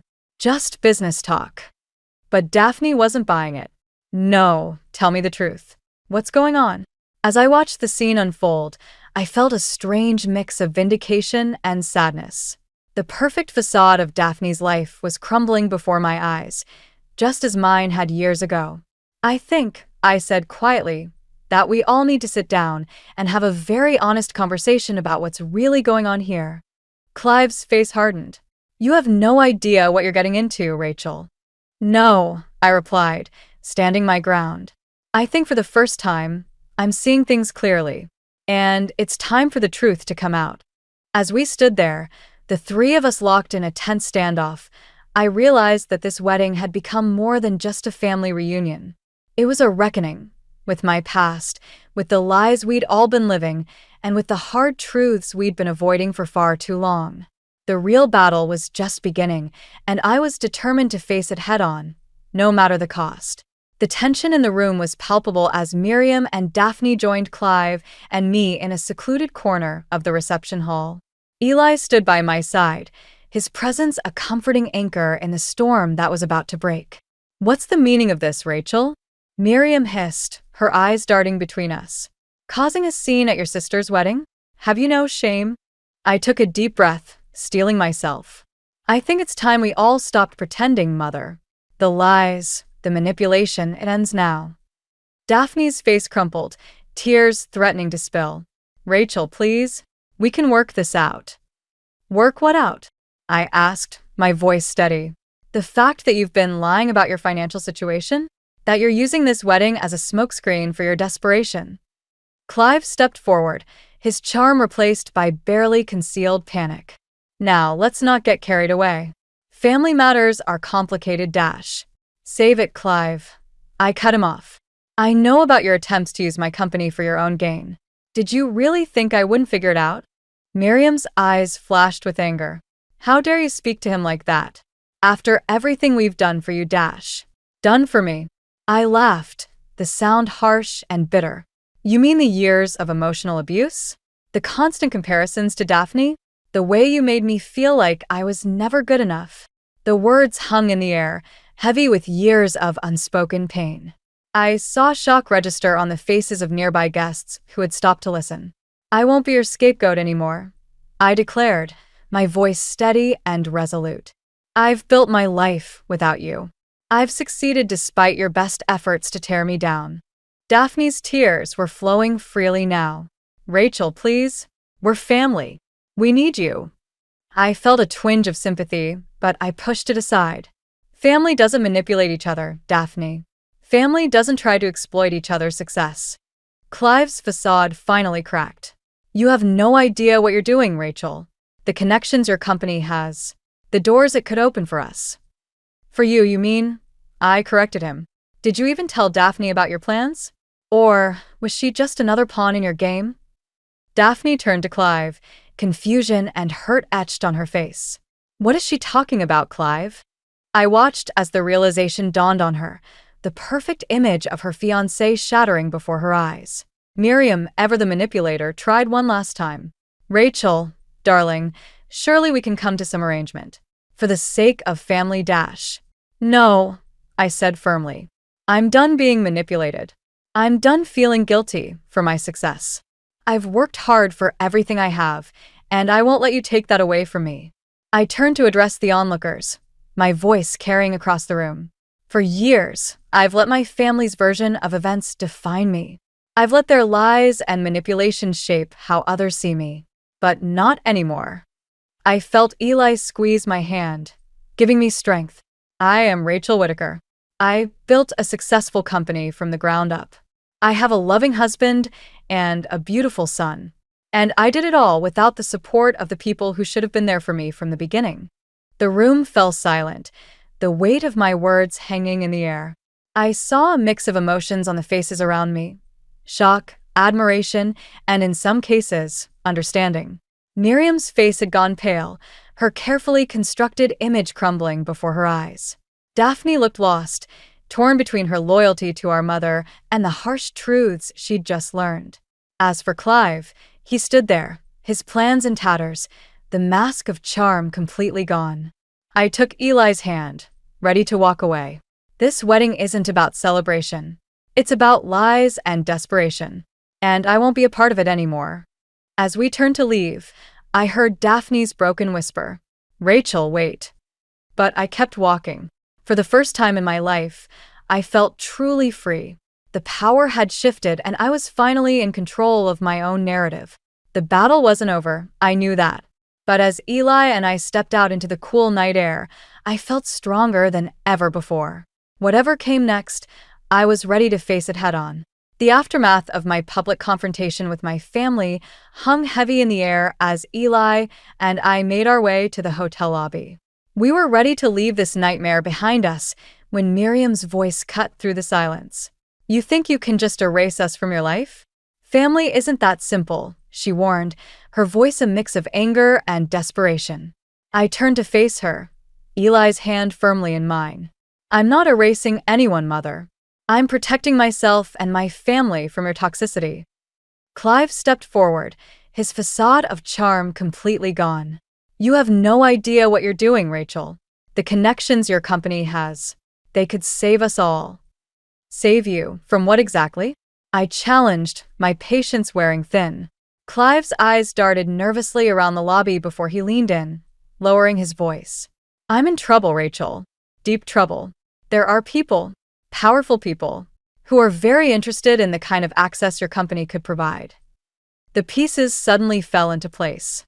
"You're not just after business connections, are you? This is about something illegal."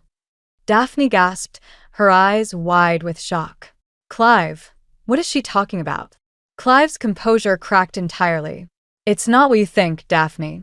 I was trying to protect us, to secure our future. By using my sister's company for what? Money laundering? Insider trading?" Daphne's voice rose with each accusation. I felt a mix of vindication and pity watching my sister's perfect world crumble around her. But there was no time to dwell on it as Clive made one last desperate attempt. "Rachel, please," he begged.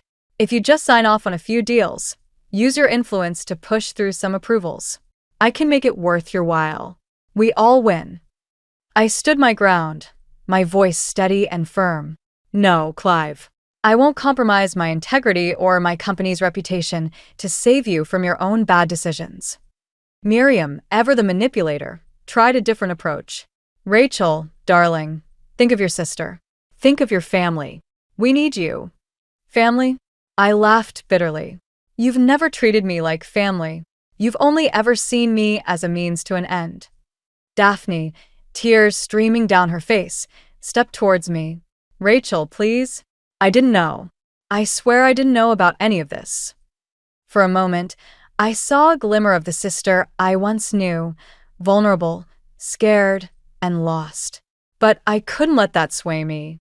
"I'm sorry, Daphne," I said softly, "but I can't fix this for you. You need to stand on your own 2 feet." Clive, seeing his plans unravel, made one last desperate move. He grabbed my arm, his eyes wild with panic. "You don't understand what's at stake here, Rachel. If I don't deliver, there will be consequences. For all of us." Eli stepped forward, his voice low and dangerous. "Take your hands off my wife. Now." The tension in the lobby was electric. Hotel staff and lingering wedding guests watched the scene unfold with a mix of shock and morbid fascination. I wrenched my arm free from Clive's grasp. Whatever mess you're in, Clive, it's your problem. Not mine. Not anymore. Miriam, realizing she was losing control of the situation, made one final plea. Rachel, you can't just walk away. We're blood. We're family. I looked at her, really looked at her, perhaps for the first time in years. I saw the desperation, the fear, and beneath it all, the woman who had never truly known how to love me.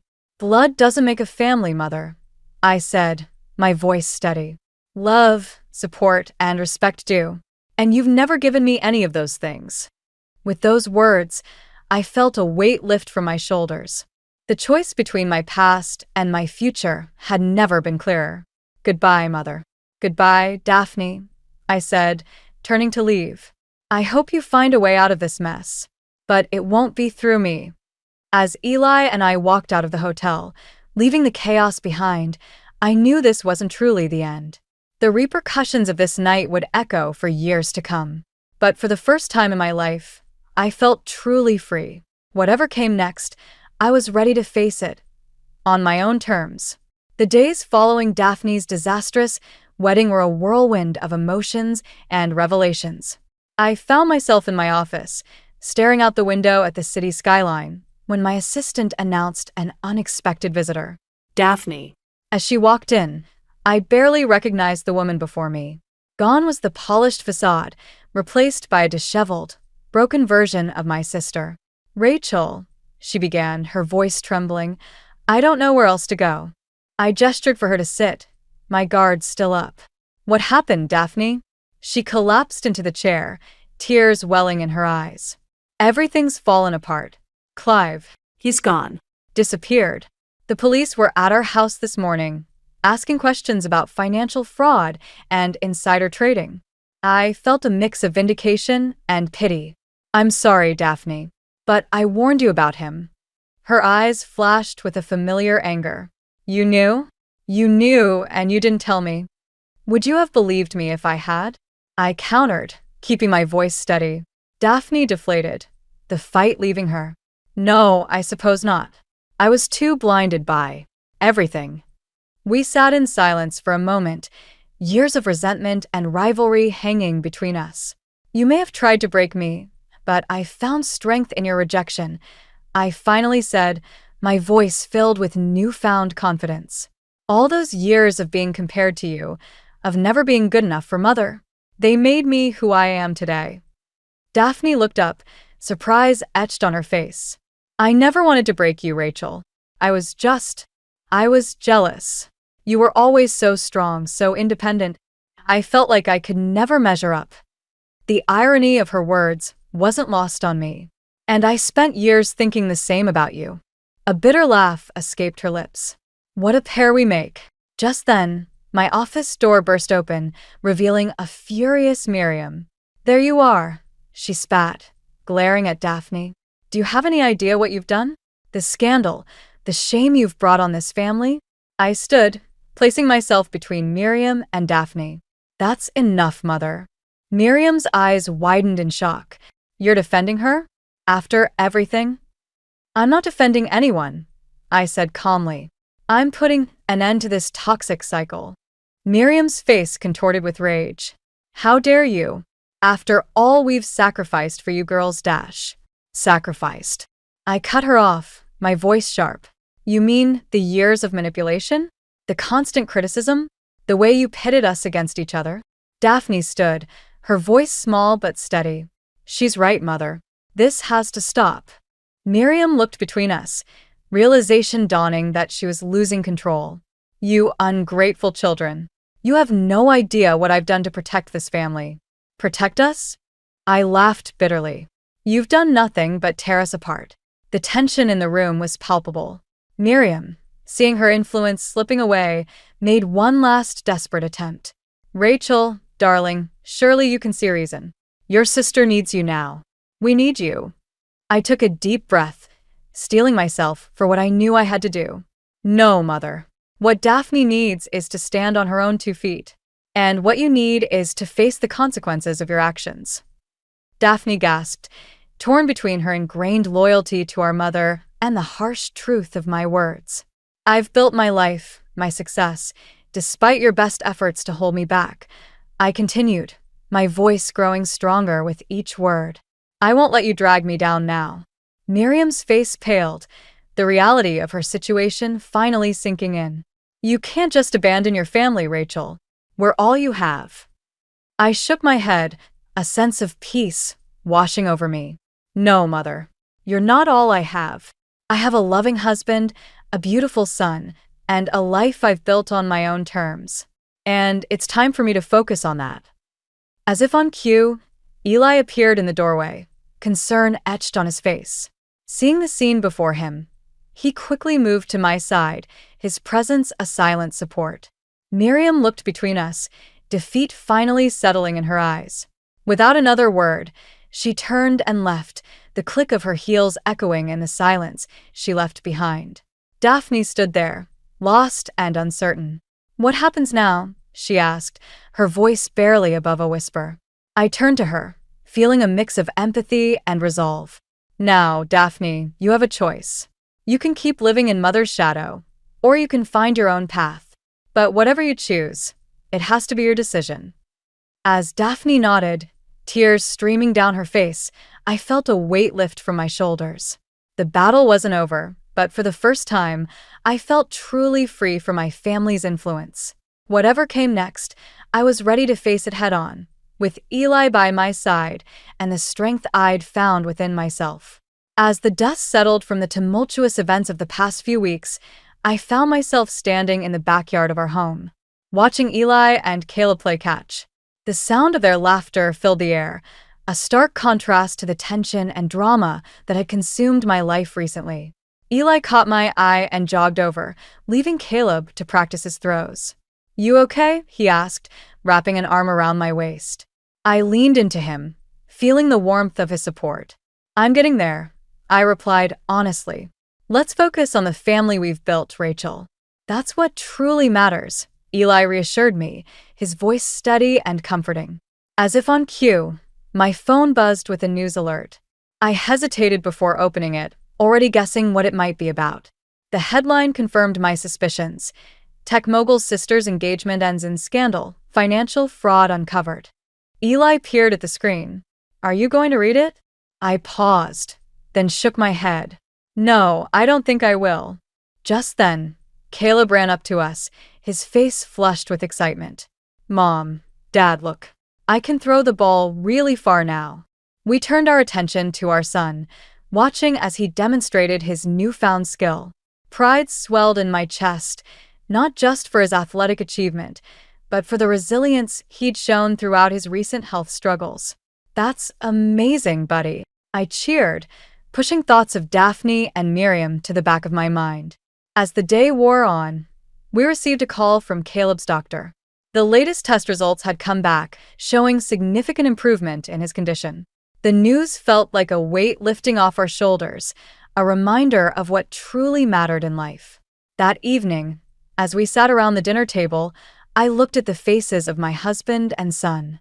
This was my family now, not the toxic relationships of my past, but the loving, supportive unit we'd built together. I've been thinking, I said, breaking the comfortable silence.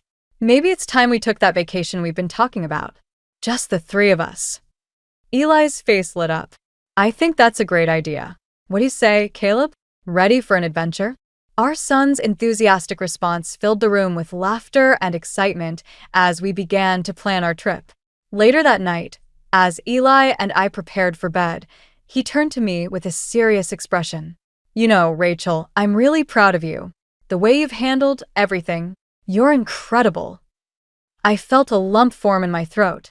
I couldn't have done it without you, I replied, squeezing his hand.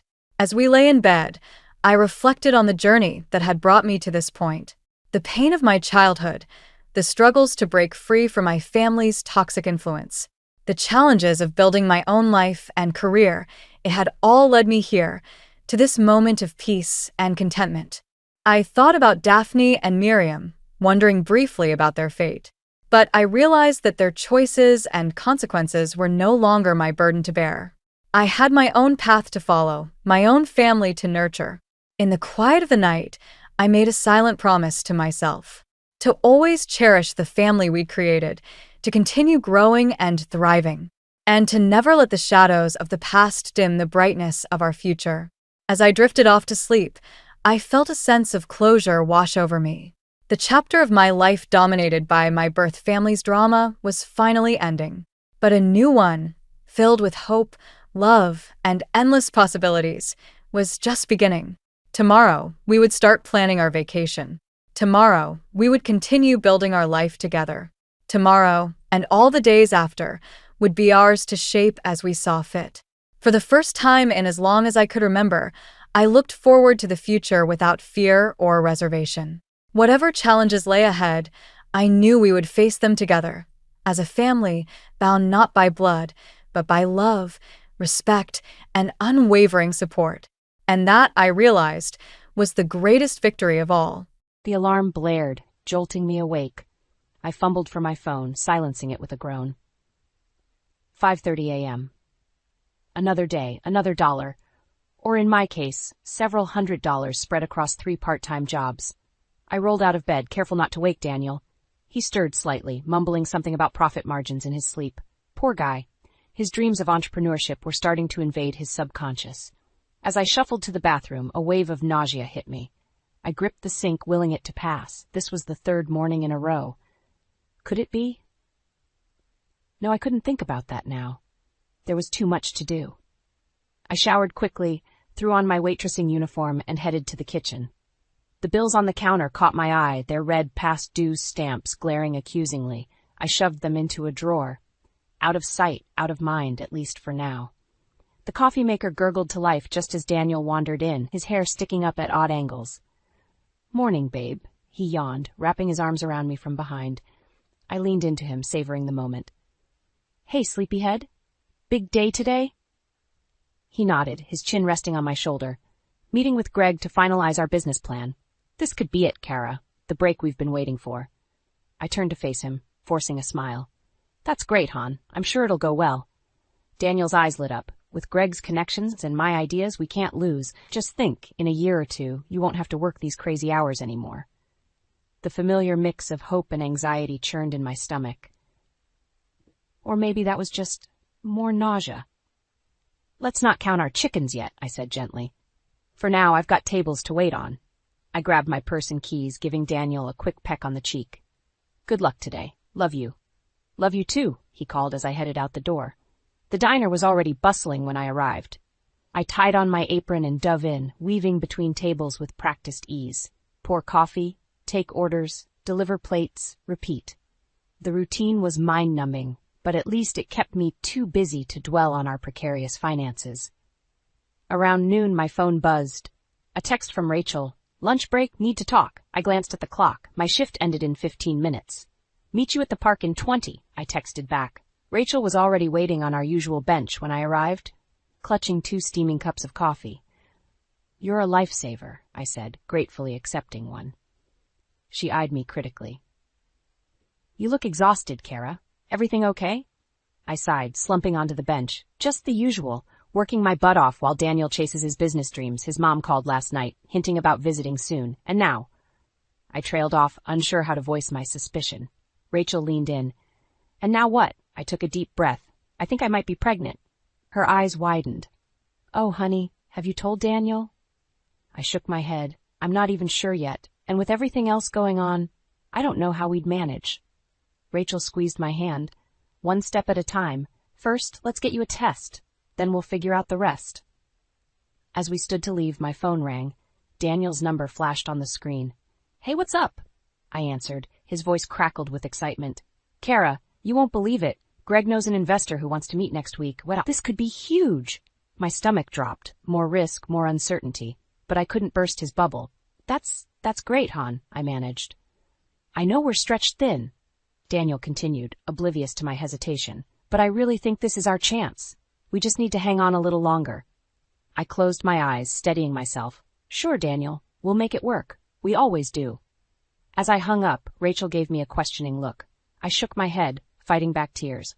Come on, I said, forcing a smile. Let's go get that test. The pregnancy test sat on the bathroom counter, its 2 pink lines mocking me. Positive. I slumped against the wall, my mind racing. How could we afford a baby when we could barely keep our heads above water? A knock on the door startled me. Kara, you okay in there? Daniel's voice was laced with concern. I quickly shoved the test into my pocket. Fine. Just not feeling great. It wasn't a lie, exactly. I opened the door to find Daniel's worried face. Maybe you should take the day off, he suggested. I shook my head. Can't afford to. I'm fine, really. Before he could argue, his phone rang. He glanced at the screen and his eyes lit up. It's Mom, he said, answering. I tried to quell the surge of irritation. Elaine had a knack for calling at the worst moments. Daniel's expression changed as he listened. What? Are you sure you're okay? A pause. Of course, Mom. We'll figure something out. My stomach dropped. I knew that tone. He hung up and turned to me, his face a mix of worry and apology. Mom fell and sprained her ankle pretty badly. She can't manage on her own for a while. I closed my eyes, already knowing where this was going. I told her she could stay with us while she recovers, Daniel continued, just for a few weeks. You don't mind, right? I wanted to scream, to tell him about the pregnancy, about how overwhelmed I already felt. Instead, I forced a smile. Of course not. Family comes first. Relief washed over his face. Thanks, babe. You're the best. He kissed my cheek and hurried off to make arrangements. I sank onto the bed, my head spinning. How was I going to manage everything now? 2 days later, Elaine arrived in a flurry of suitcases and complaints. Daniel, be careful with that bag. It has my good china, she fussed as he lugged her belongings inside. I plastered on a welcoming smile. Hi, Elaine. How are you feeling? She barely glanced at me. Oh, just awful. The pain is excruciating. I don't know how I'll manage. I bit back a retort. We'll take good care of you. Elaine hobbled to the guest room, issuing a stream of instructions. I'll need fresh towels daily, and my tea at precisely 4 p.m. Oh, and Daniel, could you fluff my pillows? Daniel jumped to attention, ever the dutiful son. I retreated to the kitchen, needing a moment alone. As I started dinner, Elaine's voice carried from the living room. Daniel, dear, don't you think Kara should be home more? A wife's place is in the house, after all. I gripped the counter, willing myself to stay calm. Daniel's response was muffled, but Elaine continued, I just worry about you, working so hard while she's out all day. I stormed into the living room. I work 3 jobs to keep this household afloat, I snapped. Elaine looked affronted. I was just expressing concern for my son's well-being. Daniel stood, his face pained. Mom, please, Kara works incredibly hard. Of course she does, Elaine said smoothly. I'm sure she's doing her best. The condescension in her voice made my blood boil. But before I could respond, a wave of nausea hit me. I bolted for the bathroom, barely making it in time. As I retched, I heard Elaine's voice again. Oh dear, is she ill? I do hope it's not contagious. I emerged to find Daniel hovering anxiously. Are you okay? Maybe we should see a doctor. I waved him off. It's just a bug. I'm fine, Elaine skied. You really should take better care of yourself, dear, especially with all those jobs you insist on working. I clenched my fists, biting back a scathing reply. This was going to be a long few weeks. That night, as Daniel slept beside me, I stared at the ceiling. The pregnancy test weighed heavily in my bedside drawer. How could I tell him now, with Elaine here and our lives in such chaos? I placed a hand on my still flat stomach. Don't worry, little one, I whispered. We'll figure this out somehow. But as Elaine's snores echoed from the guest room, I wondered if I was making a promise I couldn't keep. I stumbled through the front door, exhausted from another double shift. The house was eerily quiet, but the sink overflowed with dirty dishes. Elaine's doing, no doubt. I sighed, rolling up my sleeves. Kara, is that you? Elaine's voice rang out from the living room. I gritted my teeth. Yes, Elaine, I'm home. She hobbled in, her ankle brace clunking on the hardwood. Oh, good. I was hoping you'd take care of those dishes. I would have done them myself, but you know my ankle. I bit back a retort. Of course, Elaine. I'll get right on it. As I scrubbed, Elaine hovered nearby. You know, dear, when I was your age, I always had the house spotless before my husband came home. It's so important for a man to have a clean, welcoming home to return to. I slammed a plate down harder than intended. Well, times have changed. Women work outside the home now. Elaine sked. But at what cost? Look at you, always so tired.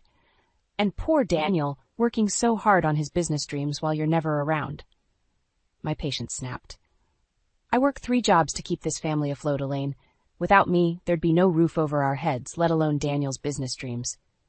Elaine's eyes narrowed. Now, there's no need to get defensive. I'm just looking out for my son's best interests.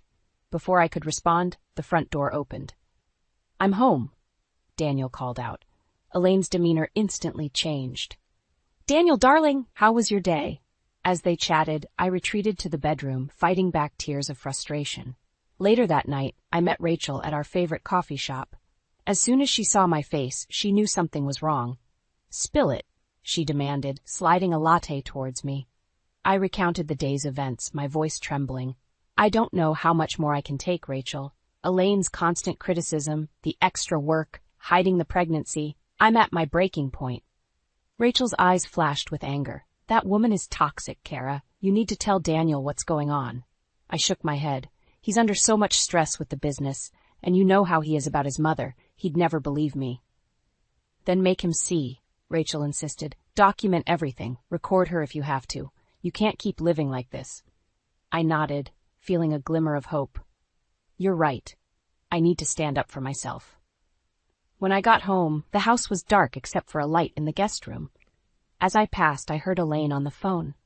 I'm telling you, Sarah, it's worse than I thought. The house is a mess. She's never home. I don't know what Daniel sees in her. If only he'd listened to me years ago and married that nice Peterson girl. My blood boiled. I stormed into the room, startling Elaine. How dare you? I hissed. This is my home, and you have no right to judge me or my marriage. Elaine's face contorted with anger. I have every right. I'm looking out for my son's well-being, which you clearly aren't capable of doing. Get out, I snarled. Get out of my house right now.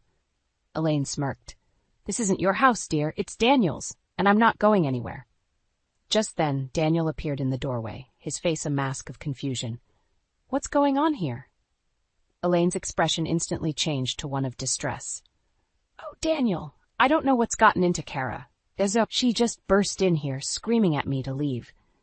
I think the stress of working so much has finally gotten to her. I turned to Daniel, desperate for him to see the truth. But as I met his eyes, I saw only confusion and disappointment. Kara, he said quietly, can I talk to you in private? As I followed him out, Elaine's triumphant smile burned into my back. I realized with sinking dread that this battle was far from over, and I wasn't sure I had the strength to keep fighting. I paced our bedroom, my heart pounding as Daniel closed the door behind us. His face was a mix of confusion and disappointment that made my stomach churn. Kara, what's going on? He asked, his voice low. Why were you yelling at my mother? I took a deep breath, steeling myself. Daniel, I can't take it anymore. Your mother is constantly criticizing me, undermining my contributions to this family. She's making our home a battleground. Daniel's brow furrowed. Come on, Kara. I'm sure you're exaggerating. Mom's just trying to help. Help? I laughed bitterly. By telling me I'm a failure as a wife? By complaining about my work when my income is keeping us afloat? She doesn't mean it like that, Daniel protested weakly. I felt my frustration boiling over. Open your eyes, Daniel. While you're chasing your business dreams, I'm working myself to the bone, and your mother is making it 10 times harder. Daniel's phone buzzed, interrupting us. He glanced at it, his face paling. It's Greg. I need to take this. As he stepped out to answer, I sank onto the bed, exhausted. A few minutes later he returned, looking shell-shocked. What is it? I asked, dread creeping into my voice. Daniel ran a hand through his hair. The investor backed out. Greg says we need to come up with $50,000 by next week, or we lose everything. The room spun. 50,000? Daniel, we don't have that kind of money. I know, he said, pacing.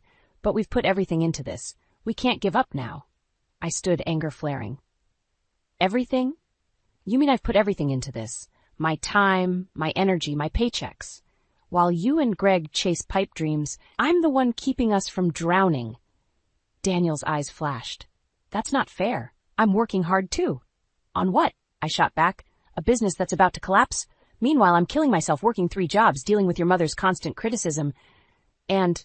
I stopped short, the weight of my secret pressing down on me. And what? Daniel demanded. I closed my eyes, steeling myself. And I'm pregnant. The silence that followed was deafening. When I opened my eyes, Daniel was staring at me, his face a mask of shock. Pregnant? He whispered. How long have you known? A few weeks, I admitted. I was waiting for the right time to tell you, but with everything going on. Daniel sank onto the bed, his head in his hands. This is all wrong, he muttered. It wasn't supposed to be like this. A knock at the door made us both jump. Elaine's voice came through, syrupy sweet. Is everything all right in there? I heard raised voices. Before I could stop him, Daniel strode to the door and flung it open. Not now, Mom, he said tersely. Elaine's eyes widened in faux concern. Daniel, darling, what's wrong? Has Kara upset you? I saw red. That's it, I exploded, pushing past them both. I stormed into the living room, grabbing my purse. Kara, wait, Daniel called, following me. Where are you going? I whirled to face him, tears streaming down my face. I can't do this anymore, Daniel. I can't be the only one fighting for us while you bury your head in the sand. Either your mother goes, or I do. Elaine gasped dramatically. You can't be serious. Daniel, are you going to let her speak to me like this? I held my breath, watching Daniel's face as he looked between us. This was it, the moment of truth. His expression hardened, and he turned to face his mother. Mom, he said quietly, I think it's time we had a serious talk. As Elaine's face contorted in shock, I felt a glimmer of hope. Maybe, just maybe, things were about to change. I stood in the hallway, my heart pounding as I listened to the muffled voices coming from the living room. Daniel had been talking to Elaine for over an hour, and the suspense was killing me. Finally, the door opened, and Daniel emerged, looking exhausted. Well, I asked, my voice barely above a whisper. He sighed, running a hand through his hair. She's agreed to look for her own place, but she needs time, and she's not happy about it. Relief washed over me, quickly followed by dread. How much time? A month, maybe 2, Daniel said, avoiding my eyes. I felt my stomach drop. 2 months, Daniel, I can't. I know, he interrupted. But she's my mother, Kara. I can't just throw her out on the street. Before I could respond, Elaine appeared in the doorway, her eyes red-rimmed but her chin held high. I hope you're satisfied, she said coldly, turning my own son against me. Mom, please, Daniel started, but I'd had enough. I'm going for a walk, I announced, grabbing my jacket. I need some air. As I stepped outside, the cool evening air hit my face, and I took a deep breath. 2 more months of this. How would I survive? I wandered aimlessly, lost in thought, until I found myself outside Rachel's apartment building. Without thinking, I buzzed her intercom. Kara? Rachel's concerned voice crackled through the speaker. What's wrong? Minutes later, I was on her couch, pouring out the whole story, the confrontation, the pregnancy reveal, Daniel's failing business, and Elaine's extended stay. Rachel listened intently, her face growing more concerned with each word. When I finished, she leaned forward, taking my hands in hers. Kara, honey, you need to put yourself first. This stress isn't good for you or the baby. I nodded, tears welling up. I know, but what can I do? I can't leave Daniel, not now. Maybe you don't have to leave permanently, Rachel suggested. But a break might do you good. My sister has that empty beach house. Why don't you stay there for a week or 2? Clear your head, figure out what you really want. The idea was tempting, but guilt gnawed at me. I can't just abandon Daniel with everything going on. Rachel's eyes hardened. And what about you? Who's taking care of you while you're taking care of everyone else? Her words hit me like a punch to the gut. She was right. I'd been so focused on keeping everyone else afloat that I was drowning myself. As I walked home, my mind raced with possibilities. A break sounded heavenly, but could I really do it? I opened the front door to find Daniel and Elaine in another heated discussion.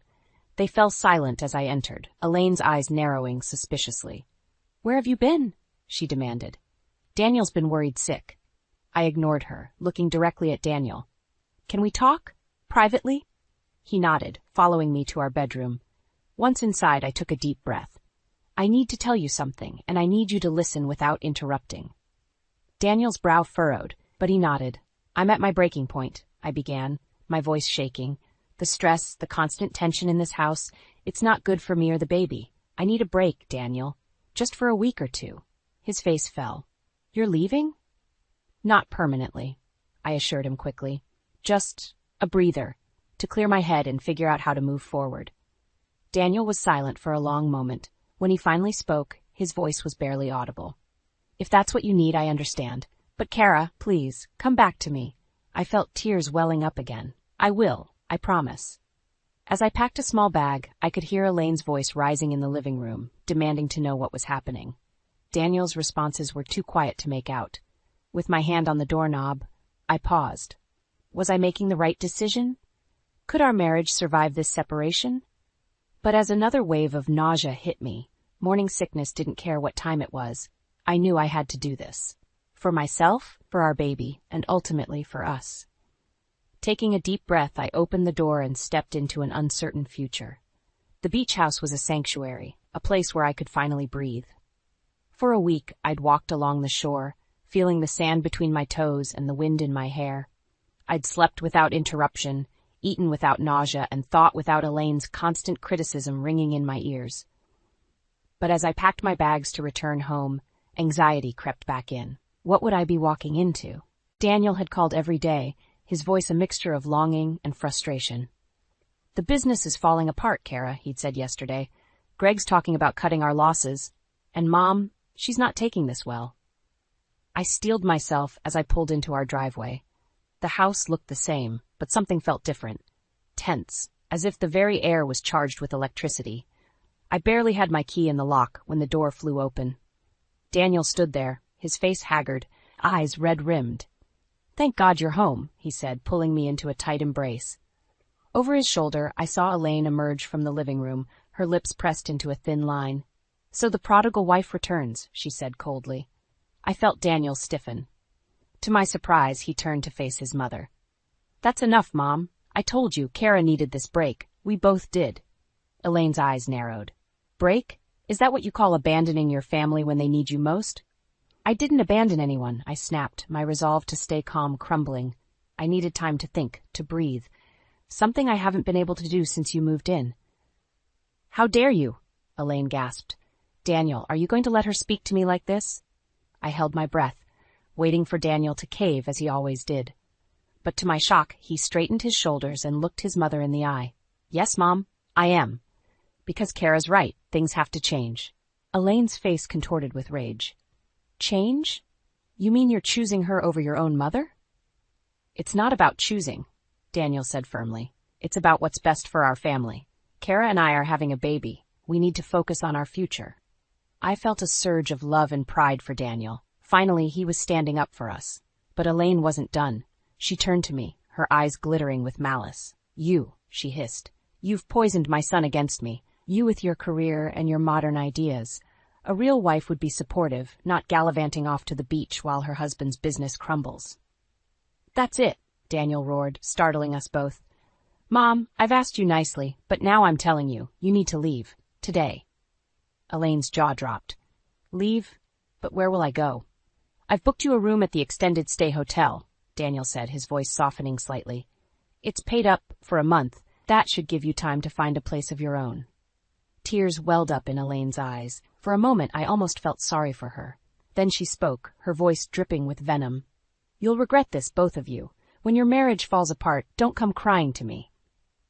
As Daniel helped Elaine pack, I sank onto the couch, overwhelmed. We'd won, but at what cost? An hour later, Daniel returned looking drained. He sat beside me, taking my hand. "I'm sorry," he said softly, "for everything, for not seeing what was happening, for not standing up for you sooner." I squeezed his hand. "It's okay. We're going to be okay." He nodded, but his eyes were troubled. "There's something else I need to tell you, Kara. It's about the business." My heart sank. After everything we'd been through, could we handle one more crisis? As Daniel began to speak, I braced myself. Whatever was coming, we'd face it together. We had to. For our future, for our baby, for us. But as I listened to Daniel's words, I realized that our biggest challenge was yet to come. And this time, standing up to Elaine might have been the easy part. I stared at Daniel, my mind reeling from his words. "Bankruptcy? Are you sure there's no other way?" He shook his head, his eyes filled with despair. "Greg and I have tried everything. The debts are just too much. We're going to lose it all, Kara." My heart raced as the implications sank in. Our savings, our home, our future. All of it was at risk, and with a baby on the way. "What are we going to do?" I whispered, my hand instinctively moving to my stomach. Daniel's face hardened. I've been thinking about this a lot, Kara, and I think we should get a divorce. The world seemed to tilt on its axis. Divorce? I echoed, my voice barely audible. Daniel, what are you talking about? He leaned forward, his eyes intense. It's the only way to protect you and the baby. If we divorce before I file for bankruptcy, you might be able to keep the house and your savings. It's the only way I can think of to give you and our child a chance. I felt like I was drowning, gasping for air. No, I said, shaking my head vehemently. No, Daniel, we're not doing that. We're in this together. But Kara, he pleaded, think about the baby. Think about your future. Our future, I corrected him firmly. This is our child, our life. I'm not abandoning you now. Just then, a sharp knock at the door made us both jump. Daniel opened it to reveal Elaine, her face a mask of righteous indignation. I forgot some things, she announced, pushing past Daniel. Her eyes narrowed as she took in our tense postures. What's going on here? Before I could stop him, Daniel blurted out, The business is failing, Mom. We're going to lose everything. Elaine's gasp was theatrical. Oh, Daniel, I knew this would happen. This is what comes of listening to that friend of yours instead of your mother. Her eyes slid to me, and of marrying a woman who cares more about her career than supporting her husband. Something inside me snapped. All the stress, the fear, the anger of the past months came pouring out. How dare you? I snarled, advancing on Elaine. I have supported Daniel every step of the way. I've worked 3 jobs to keep this family afloat, while you've done nothing but criticize and undermine me. Elaine stumbled back, her eyes wide. Daniel, are you going to let her speak to me like this? But Daniel stood firm. Yes, Mom. Because she's right. Kara has been our rock, and I've been too blind to see it. Elaine's face contorted with rage. Fine, if that's how you feel, you can deal with this mess on your own. Don't come crying to me when she leaves you high and dry. As she stormed out, slamming the door behind her, I felt a wave of dizziness wash over me. The room spun, and I gripped the back of a chair to steady myself. Kara? Daniel's voice sounded far away. Kara, are you okay? I tried to answer, but the words wouldn't come. The stress, the confrontation, the fear for our future, it was all too much. As my knees buckled, I saw Daniel's panicked face rushing towards me. Then everything went black. I woke to the sterile smell of a hospital room. Daniel sat beside me, his face etched with worry.